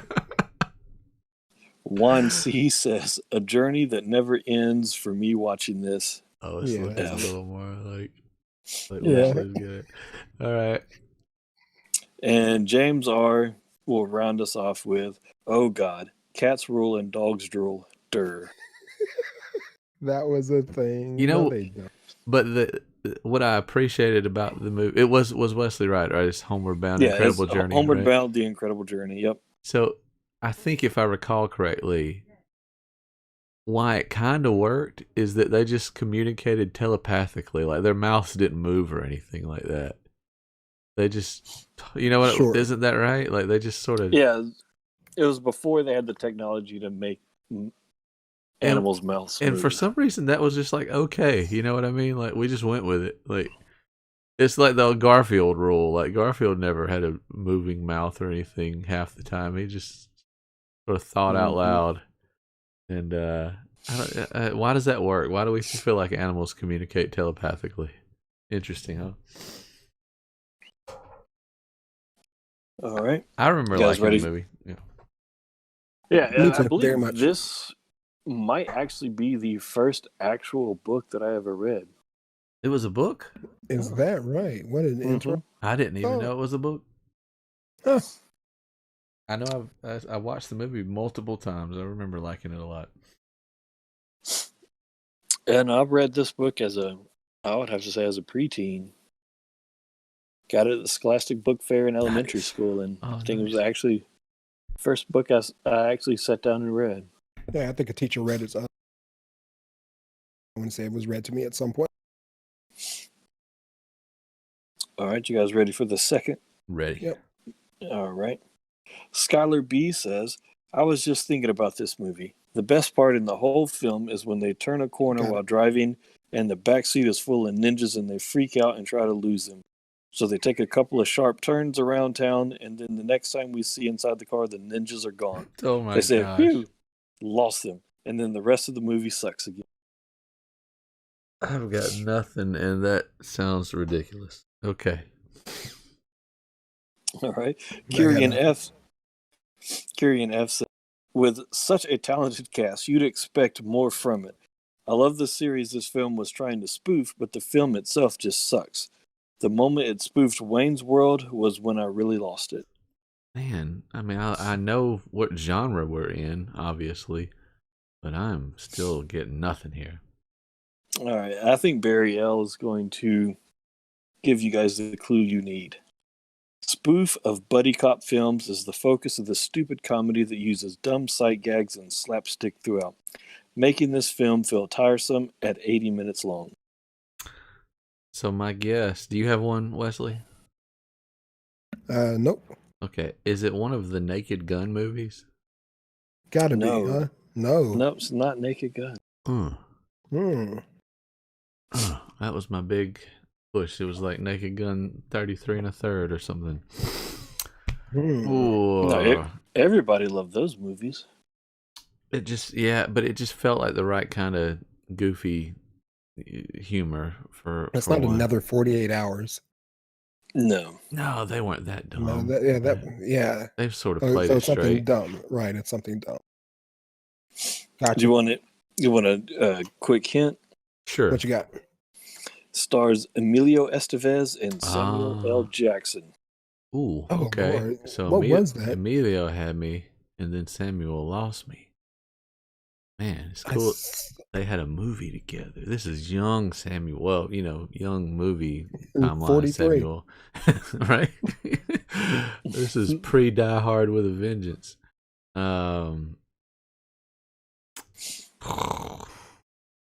If you guys just want it, Hot Shots is not. This could not be it because No, that that was was- about planes or fighter Yeah, jets. that was a Men at Work was him And Charlie and Emilio Charlie and Charlie Sheen, Sheen yeah. doing garbage truck stuff. this was. I don't Man. remember it. This is like some Yeah. weird movie, like Eddie Murphy did Metro, and this was something else. What was it? This What you was got? Loaded Weapon 1. So it was a spoof of Lethal Weapon, Loaded Mhm. Weapon. I remember it now that you give me the title. I really don't think I've ever seen it. Nah, I got nothing on that movie. Nothing's registering at all. I remember the name.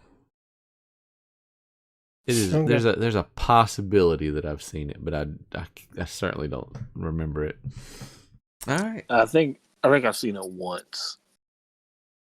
But I was big into spoof movies for a little while. Yeah, that's what I mean. I think I watched all the Naked Guns and that kind of thing, so it's very possible that I watched this. Yeah, that sort of thing is not. I'm not a fan of many of the spoof movies. I'm gonna say. I almost want to say none of them. But whatever. Different strokes. Yeah. All right. All right. You guys ready for the final movie? Yep, we are Yep, what you ready. got? We got this one. All right. Here we go. Yeah, I believe you guys are going to get this one. Victor G says, this one is a very funny film at the beginning, then it gets boring and repetitive. However, at the end, it starts to deal with the sense of life, whatever is important about it, and what really makes it worth to live another day. Good metaphor, but rather slow. It stars Robin Williams. I'm just guessing that based Right? on the Doesn't that just description. feel like a Robin Williams or some comedian who decided they wanted to be viewed with artistic credibility? That's without me trying to guess it or anything. I'm like, you just described 50% of Robin Williams movies to me. Robin Williams and or Jim Carrey starring in. All right, what else? What's our next right. clue? Adam G said, I laughed my butt off at that dude in the glasses saying, watch that first step. It's a real doozy. LOL. What is that? That's in my head. What is that? That can't be the origin of that statement, can it? Is that? I don't know. I don't know. That'd be interesting. It would have felt like it'd have been older. I would have thought it would predate. I've got someone stepping off an elevator in my head saying that. Stepping out of a window Step. or something. Yeah. Yeah. Okay. All right. What All else? right, let's see. Debbie R says, boring.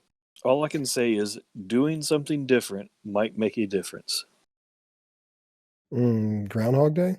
Groundhog Day. That is Yep. correct. No way. This is Groundhog Day? Mm-hmm. He's talking to Ned, and Bill Murray steps off the curb and into that frozen puddle of water. There you go. Groundhog Day is one of easily my top 10 favorite movies, period. That's a great movie. I love it. Absolutely love it. Scored a Top 96 on Rotten Tomatoes. Yeah, and wow. So a lot of people love it. Yeah, right on. I Yeah. like it a lot. I'm like, oh, it can't be top 10, but top 25 for sure. Yeah, fair enough. All right, cool. Good stuff. Good stuff. Looking forward to the trailer for that next month. That was I guess I don't know it as well as I think I do because I really should have got that second clue. Now that Yeah, like in the I thought post, that was, Yeah, I thought that was going to be a dead giveaway. Well, here we go. Here's some At the Theater, January 1993. Quick look at this one starring... Who's this star? I don't know, but it looks a little Oh, it's got the Christopher Highlander. Lambert. Yeah, Christopher It Lambert. does. And there's some chess. Some Snake Man. Potentially hot chick There's- with short hair. Yep. You're gonna love the name. You're gonna love the name. So remember that he plays chess. Okay. There's that guy. There's there's the sexy lady. There's the Highlander. Mm-hmm. He plays chess. This is the whole. So what's her name? Oh, there's that guy. Yeah, I was just saying. Yeah, there's that guy, and then what's her face? Starring that guy. That guy and what's her face? And that girl when And she was her. younger that I really think Oh, is what very is her pretty. name? We just Under saw- the Tuscan Sun chick. Yeah. I love that movie. Anyway, okay. So I sincerely believe this whole movie was pitched based on. Is that Diane Lane? Yeah, is Diane that? Lane. That's her Yeah, name. Diane Lane's great. Checkmate. That's the name of it for Oh, sure. no, no, right? no. See, but you're on the track. You're on track. Okay. They're like, all right. So what if the guy who's really good at chess, he's got to solve a case that involves women. Night moves. Night Let's moves. go. Boom. It writes Let's itself. go. Let's go. I like it. That is how I make all movies in my head. It's off some pun name, and then I gotta like put a whole plot around it. Like, but the name is too good to pass on. Hold on, pause. Speaking of which, have you guys? Sorry, this is going to derail us a little bit. Have you guys seen the movies that made us on Netflix? No. No, you guys haven't Sounds seen that familiar. yet. Nope. Okay, so one of the movies that they're doing. Did you guys watch The Toys That Made Us? It's the same premise. No, I feel like I Nope. should check this out sometime. I know what you're talking about, creepy. but nope. Okay, so one of the moves they do is Dirty Dancing. And basically, this woman comes up with the name Dirty Dancing and then writes the movie around just having the name of Dirty Dancing. That's Is that totally, right? That's totally a move I would do. Sometimes This the name is just title too good. not to Too use. good. God. Can we go back to you in some way disrespecting Diane Lane? Me? What was that about? Me? Yeah, you. What? Daniel Racco.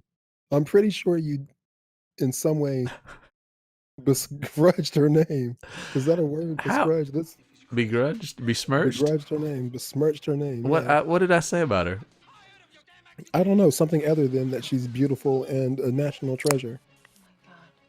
I agree. She is beautiful and a national treasure. Okay. Yeah. Maybe I just didn't put enough respect on the name I Diane was Lane feeling in, some kind in- of way in the about first it. draft. No, I think she is gorgeous. Isn't she? Is she in Basic Instinct? Is the other girl? Oh, Nah, who she's knows? not. She's not. Who knows? She was in that other Not movie watching where Basic Instinct. she was having an affair, I think. I And feel like was with it Emilio Estevez. Well, not Emilio Estevez. That was racist. Antonio Banderas. Was that not the one? Original Sin? Is that? not what you're I talking don't know, but I'm just No, I I'm don't think it was loving. Original Sin. It was. about? Okay. I just love not being the one who said something ridiculous for a change. That wasn't ridiculous. That's a movie. Original Sin, I think, is a movie about an affair. That's Angelina Jolie, right? Oh, I have no I don't know. I feel like I need to IMDb the parental advisory on Night Moves and see if there's any Diane Lane that I need to go back and watch. Yeah, no, this eggnog is winning the night, right? Unfaithful was the name of that movie that I'm thinking of. All right. All right. Now, if you would please take a look at my next film. It features Get over here. It features corn. Right. It features corn. So much corn, by the way. There's children in that corn. This features corn and children. That's the only clues I'm giving you. Right. And look at that stab. What That's was why we that about? that's why we let Cass do the trivia, because my clues are too on the nose. This movie features children and corn. Not giving you any hints. First guess. First clue. There's children. This movie, I've seen enough of it already. It does. Have you actually seen it though? No, and I never will. Oh, By the way, Corn too. I think I tried to watch this, but I didn't really get into it. I'm not a horror movie type of person. It's called The Final Sacrifice, but I know that they made a Children of the Corn 3. That guy got impaled with corn. He did. That was ridiculous. You'd be amazed at what you can do with corn. Oh, wait. Did you see what I did there? Oh my God, that was awesome. That was good. I didn't even mean to be honest, but I'll take it. All right. Stop playing. A stalk of corn went through the windshield and stop playing. I love how that was obviously a mannequin. What is this? In that wheelchair being thrown through the window. Right.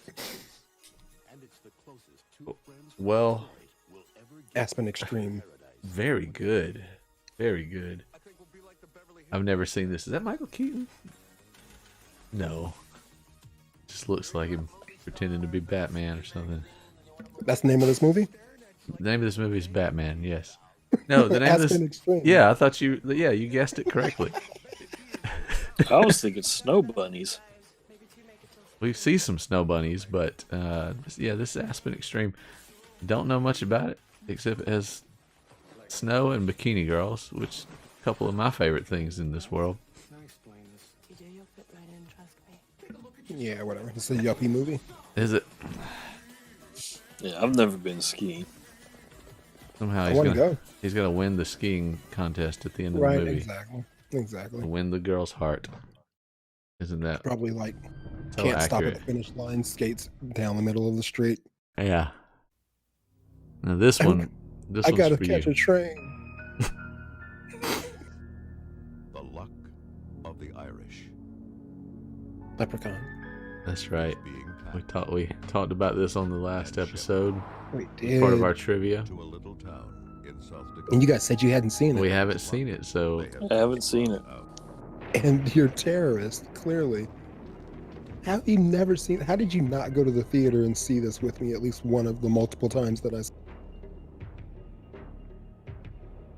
Because I just didn't watch scary movies. I think this might have predated just by a little bit our theater days. Yeah, we were in the just barely knew each other when this came out. Had this come out after Friends, I probably definitely would have went and watched it. Sure. I feel like I wouldn't the have went movies alone, with that's for Derek sure. and watched.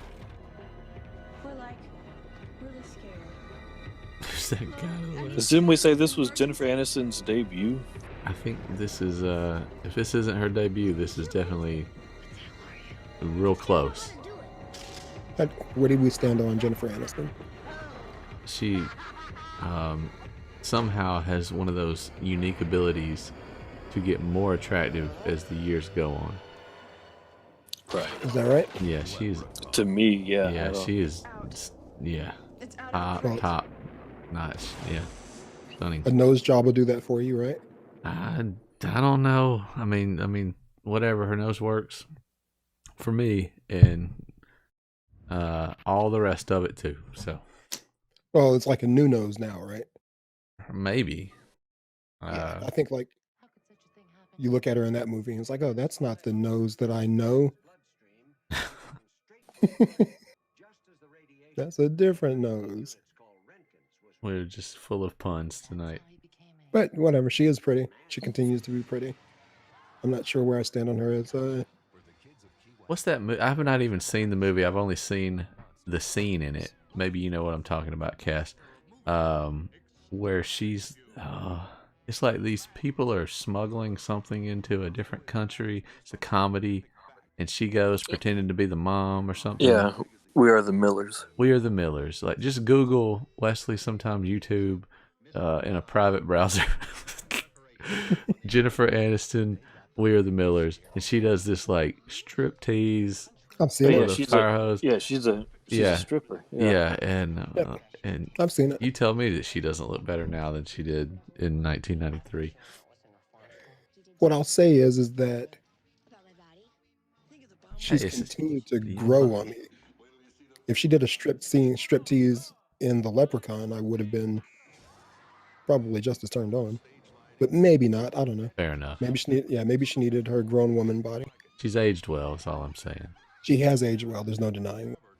I'm just not sure where I stand on her as she's like Helen Hunt to me. Not Helen Hunt. What's the one? Miss Congeniality? Helen Hunt falls in that same category. Yeah, she's like Sandra Bullock, Helen Hunt. All of them like fall in that same category to me of they're sweet. Helen Hunt. They're unoffensive. Unoffensive. All right. Fair enough.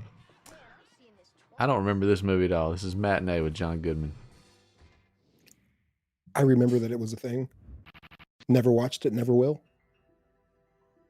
A lot of skin in the theaters here in January 1992. I guess getting ready for the... No, I was going to say getting ready for Valentine's Day, but they're all like crime thrillers.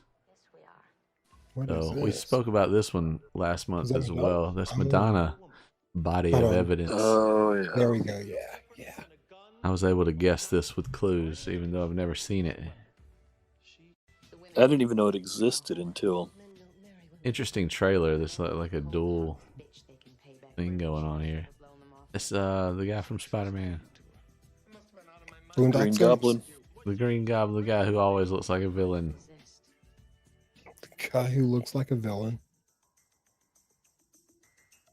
Can't think of his name right now, but Willem Dafoe. Willem Dafoe looks like he's always got yeah, I mean, let me just stop. He just looks like he's a villain and everything. He does. Number 2 film, I believe. Oh no, number 3. Any guesses? Because the number two film is an absolute travesty. We're about to get there. What you got, Cass? It's literally telling you what the name of the movie is right now. Is it? Not Sniper? like yeah, exactly. Sniper. It was like it's not in words, but just showing you. Yeah, see, unfortunately, I'm still so far behind on the stream. You gotta Willem give Dafoe. You gotta give the name of this movie is Willem Dafoe. You gotta give Cass the 10-second courtesy. Oh, that's right. My bad. Yeah. Poor Cass's brain has to be in the now and in the past at the same time. That's super impressive, brother. Tom something Berenger is the sniper. Alright, now this next movie I'm going to show you, you guys are going to instantly think, well, this was the number 1 movie of the month. And it should be, but it's not. So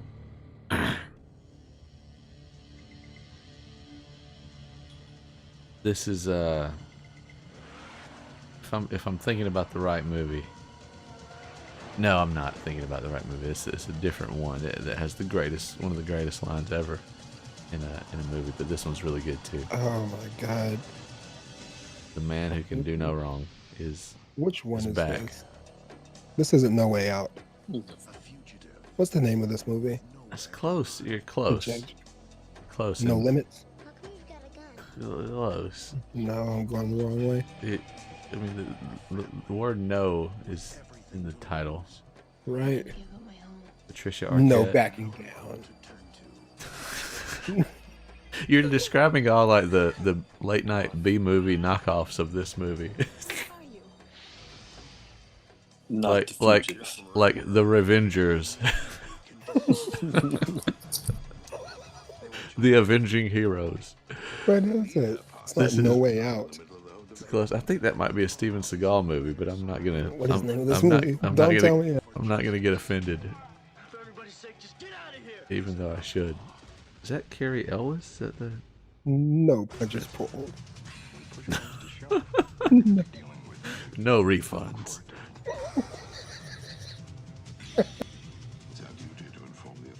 No Limit Soldier.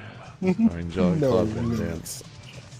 I thought I told you. No Surrender. No Retreat. That was a Jean-Claude Van Damme movie. No Retreat, No Surrender. One of his first early works. This man's No, amazing. you can't have this little kid. Great title for a movie. No, you can't have a little kid. The Michael Nowhere to Jackson Run. story. Nowhere to Run. What a great movie that somehow got snubbed by this nonsense. The number one movie that I've never seen. Tell me if you guys remember this one though. The premise. Well, I'll see if the trailer speaks for itself. Well, never mind. It's just going to give it away right off the jump. You guys remember what this movie's about? This movie, Alive. About, Jesus I think, is alive. Well, that would be a fair guess based on what you're seeing. But no, this plane's going to crash in the snow mountains. And they start eating each other. Yes, that's like the big takeaway, right? Absolutely. Of course, John Malkovich is in it. Yeah, this was a big deal. Yeah, it was a big deal. I think it is based on a true story or something, Absolutely. right? Yeah. And but yeah, I've never seen it, but we all remember it because of the cannibalism. You need that, so you can be using whatever. Okay. Well, there you have it. There you have it. Alive, closing Could us you do out. it? Is that a difficult decision for anyone? I think sometimes the decision gets removed for you. You know, in their situation, what else were they going to do? Starve. Yeah, you know. So at some point in the starvation cycle, I imagine you really change your ethical code of what you will do to not die. So I can't sit here and say no, I wouldn't do it because I haven't been starving to death in the snow for a couple weeks, you know. Yep. So that's sort of where I land. I'm probably leaning more towards difficult. like, you know, do what you got to do. They're dead anyway, right? So they're dead. We're hungry. yeah, some perfect match. Serendipity.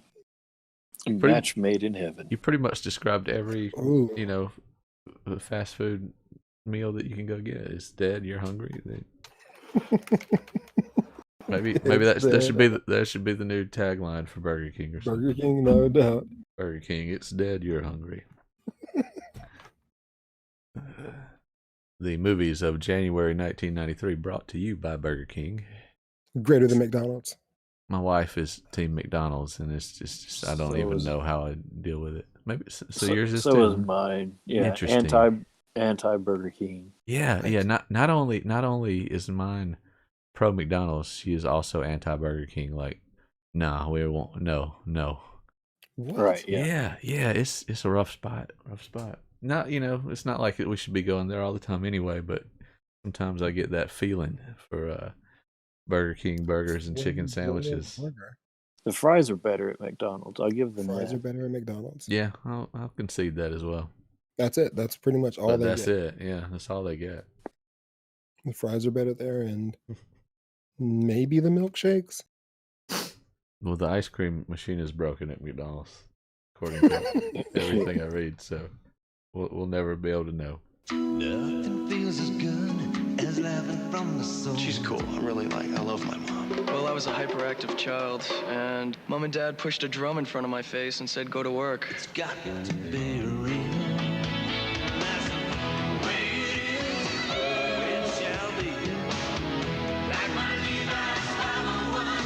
You gotta have something to love.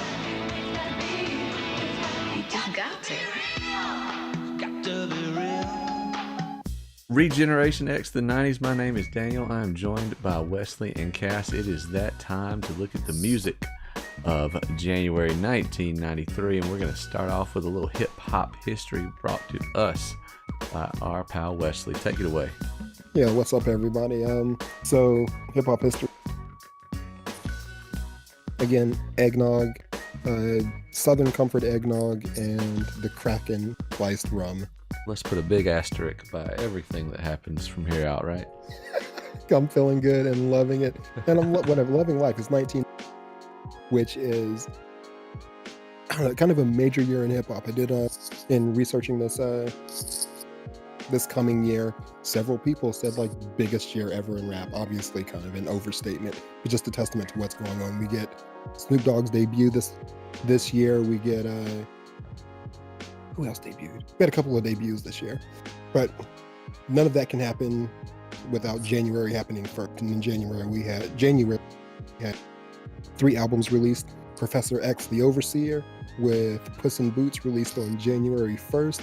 Professor X, famously of X Clan, the name of the album Puss in Boots, which is, oh my God, X Clan is like known as this conscious rap group and all this other stuff. But I'm not gonna lie, whatever. I looked at some videos and whatnot, and they still had girls shaking their backside and blah blah blah. You know, basic rap stereotypes happening in their video, but they're leaders of Afrocentricity and pride and what have you. So, as is the case with the culture, there's dueling sides being conscious and glorifying some negative things. We'll just say that. Right, I'm struggling with my words tonight, so we'll just say glorifying some negativity. And Professor X, The Overseer, with his album Puss in Boots, is no exception to that conflict happening.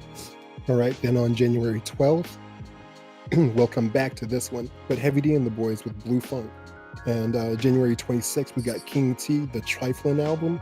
King T out of California, part of the crew that brought us the Alcoholics. Alcoholics, just for you guys, had producer E Swift, who was born in Columbus, Georgia, right around the corner from us. So shout out to E Swift, Alcoholics, and our man King T there in Cali doing his thing. I listened to some of his stuff and never had a good sound. I'm cool with that. Professor X really wasn't my jam, so tis what it is. But Artist of the Month and Album of the Month, we're going to give to Blue Funk, Heavy D and the Boys. Heavy D is the man. We were talking about him earlier, and he's an entertainer. You know what I mean? I'm not going to say he's the greatest MC of all time, or even on my top 10 list, but he's entertained me throughout my life down there, and I've got nothing negative to say about him. I put him in that same category as Will Smith and Kid and Play, and just MCs who could entertain on multiple levels in front of the camera and with their writing talents. So whatever, shout out to Heavy D.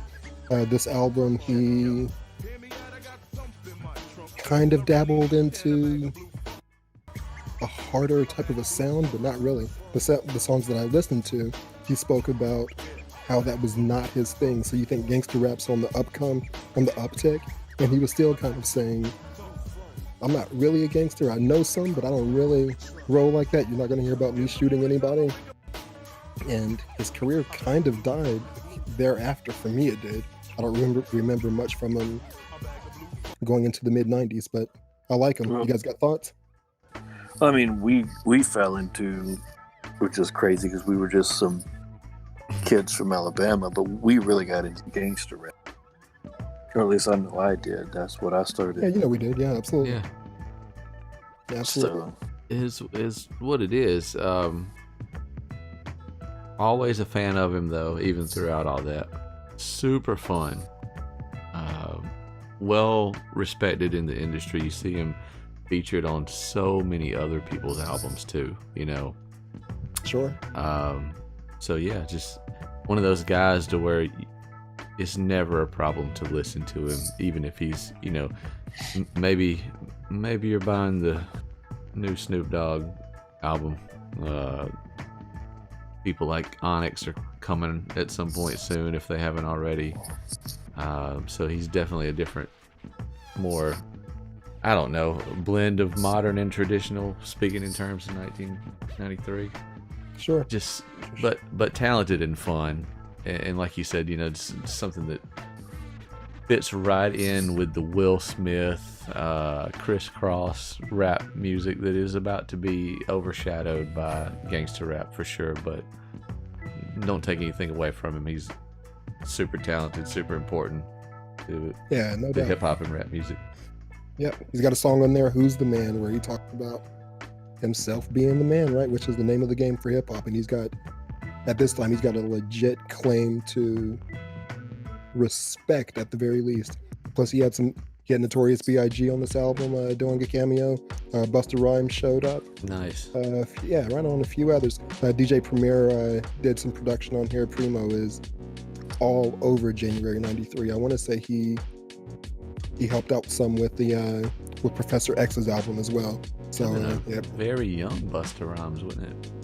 Yeah, sure, right, absolutely. Like but he's a part of that same type group with him doing work with Leaders of the New School. You know, he was a part of Leaders of the New School before he became a solo act, and he was right there in that college scene, conscious, not gangster rap, just fun rap scene. So that was cool.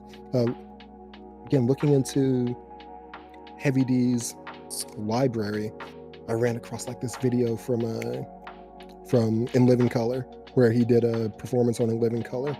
In the background, you get to see young Puff Daddy back there doing some dancing and hyping for him. Wow. And Tupac Shakur doing some hyping for him, right? So it's funny to think that Pac, more so than Puffy, even he had kind of this fun thing to him early on in his career. You know, son of a Panther and always a conscious type of a dude.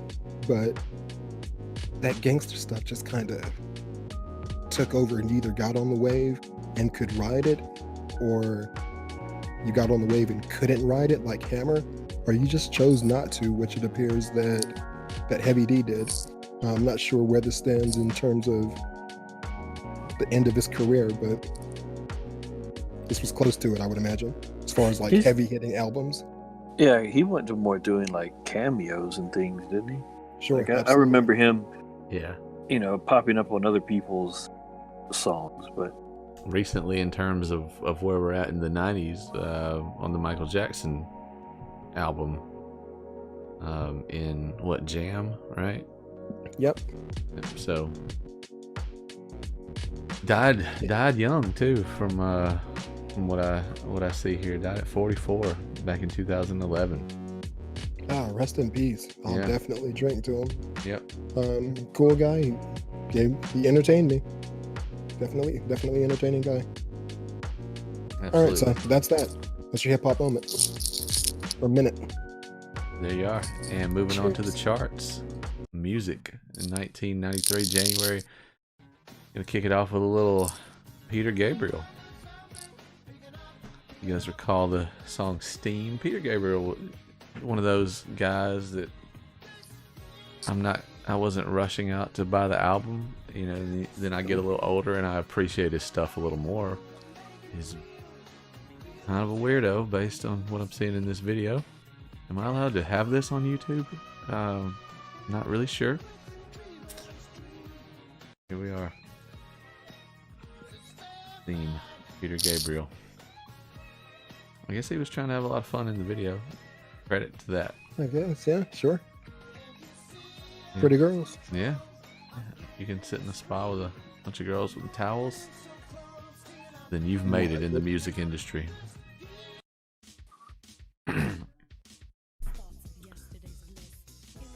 Soul System. It's going to be a lovely day.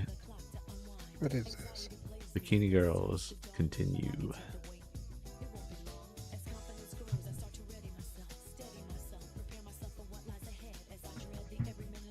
What in the world? I had no idea what this person looked like.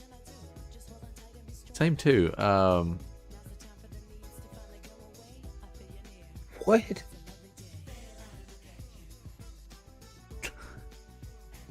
I've never seen the video for this, so I had no clue what this group looked like. Is this a knockoff Madonna? That's a legit like song though. Right, like we've heard this song. Here's the hook, here's the chorus. Right. And it was like some bleach blonde chick rapping. Or was it? Or was it not? Here she is again. That's her. Yeah. She's the artist.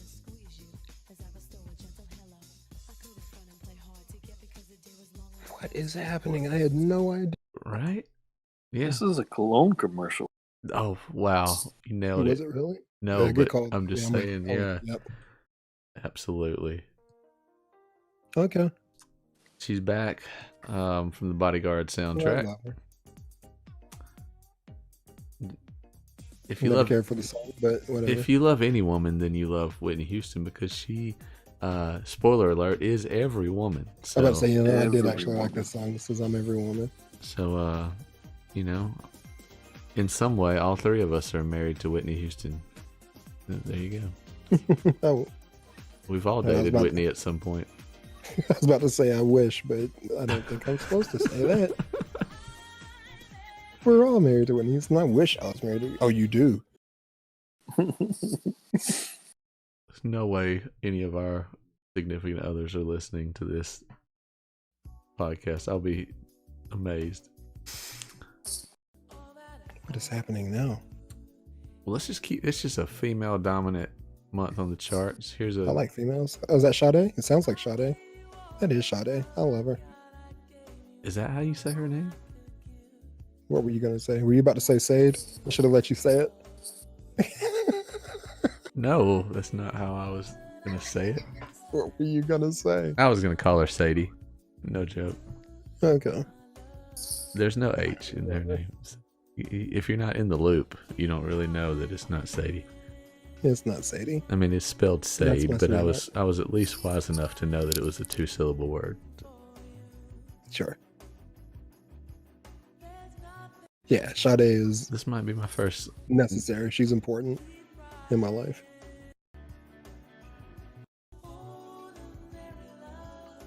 I remember this song though, kind of like the Lovely Day song from a couple tracks ago. Like, I've just never seen the performer before. What is? Yeah. What is? What are you explaining to me right now Like about our friendship? that I essentially that I didn't know what I was missing out on more than anything. Yeah. Okay. You. Yeah, Okay, I know this cool. song, I but accept that. this video is not ringing a bell at all. No, I don't. I don't remember the video, but You don't yeah, remember Sade the is Little Sade. Mermaid? Okay. I mean, I kind of No. remember the video, kind of, but not really. But the song, whatever the song is Yeah, very much remember the song. what it is. Yeah, look up some Sade. She's great. Yeah, That's I'm my not kind going of to do song. that. This song was all the rage for a little while. Duran making a, I don't know, don't call it a comeback maybe, but This is Duran Duran. Is that what you said? yeah, Okay. here's the chorus. Oh yeah, this was a good song. Yeah, this album did very well for them. I think there was this and some other song that was super popular. I feel Well, like, this song had a good sound. yeah, good song. Well, they had a good sound. I'll give them. They always had a good sound. That's right. They had kind of their own unique and good sound. Duran, a little bit of a carryover from the 80s and evolved well. Sure.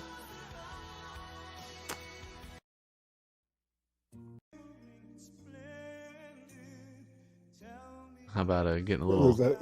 getting a little Peebo. love? Good job knowing that. From the Aladdin soundtrack, obviously. Oh yeah, and then here comes Beauty, right? Yep. So you knew Peebo. Yeah, Peebo Double and Vanessa. wrong. Close. No, I was gonna say Peebo double and- points if you can give me the female in this song. Hold on. I'll let you see her. No, I don't want to see her. It's, Oh, okay. It's in my head. What is her name? She said it's definitely not Vanessa Williams. She's Colors of You're the Wind. thinking, Sorry. you're thinking of Pocahontas. Yep. Yeah, it's. Boom. From out of the tent. Oh my lord. It's not Cece. What is her name? I got nothing. What is her name? Regina Bell. Regina Bell. Okay, is that right? All right. I mean, I believe you. I believe you're reading something. I am reading something, so I'm like, I'm not going to question your source. I feel pretty good about my source. Yeah, right on. I'm the one that doesn't know what he's talking about I mean, she doesn't look like Vanessa Williams. at all. One thing I can say. So Shout out to Vanessa Williams, pageant winner. We've been talking about like, stuff. Let me take a moment to acknowledge that, like Miss Universe, Miss World, Miss all these things, currently held by Black women. All the top pageant positions. Black girl magic. Hashtag Black girl magic. For whatever that's worth to you guys. I think it's super awesome. I think it's super awesome as well.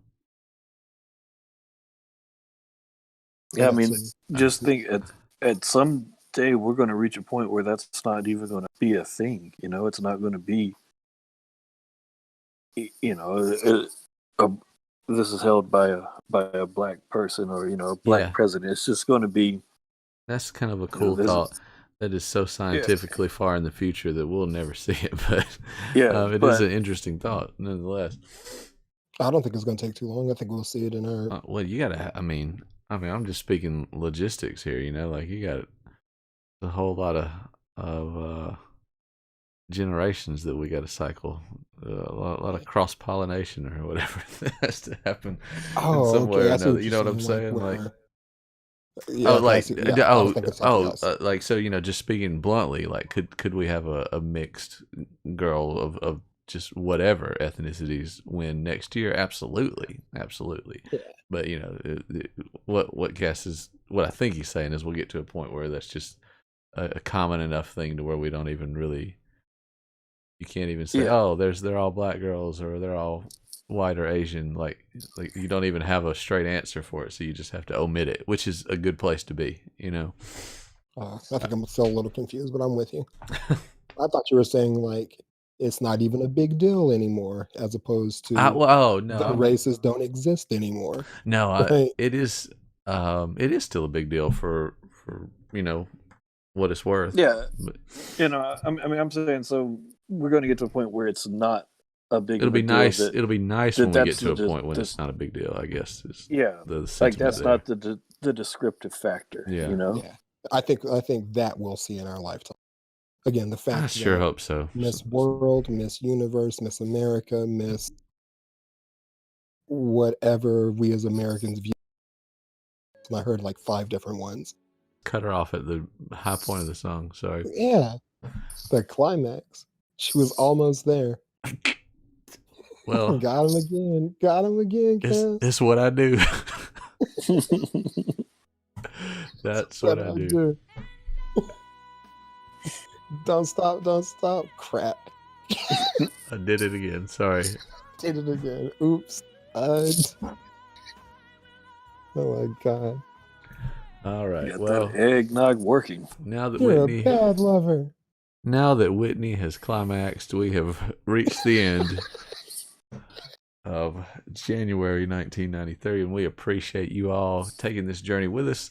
Looking forward to the month of February. Romance is in the air, as is the St. Patrick's Day, so we've got some holidays. Who knows what we're getting into? And I meant to say this at the top of the show. I feel like 90 through 92, we were sort of getting the remnants of the 80s. They were still sort of lingering around. That stank off of us. So I feel like we're really, the 90s are really going to come into their identity starting in this year. So we got a lot of things to look forward to. And looking forward to seeing you guys on the next episode. Thank you guys for being here. Cheers. Hey, thanks for having me. And we will see you all next time. Peace. Rock anthem is something that really inspires. Real honest. Just driving along in your Chevy, it's something you'd like pump your fist to. Just rock. Turn it up. Introducing Entertainment Weekly's new Rock Anthem CD collection. This exclusive new collection has 24 timeless rock anthems compiled for the first time on 2 amazing CDs or audio cassettes. And when you order Entertainment Weekly, you get the Rock Anthems collection free. For free? I don't believe it. It's free when you subscribe to Entertainment Weekly at a savings of almost 70% off the cover price. Call right now and get 30 issues for 4 monthly installments of only $5.99 each, or use your credit card today. This is definitely the ultimate air guitar collection. So call and subscribe today. You'll save almost 70% off Entertainment Weekly, and you'll get the new Rock Anthems collection free. 2 CDs of those old songs would be like bringing back the old friends.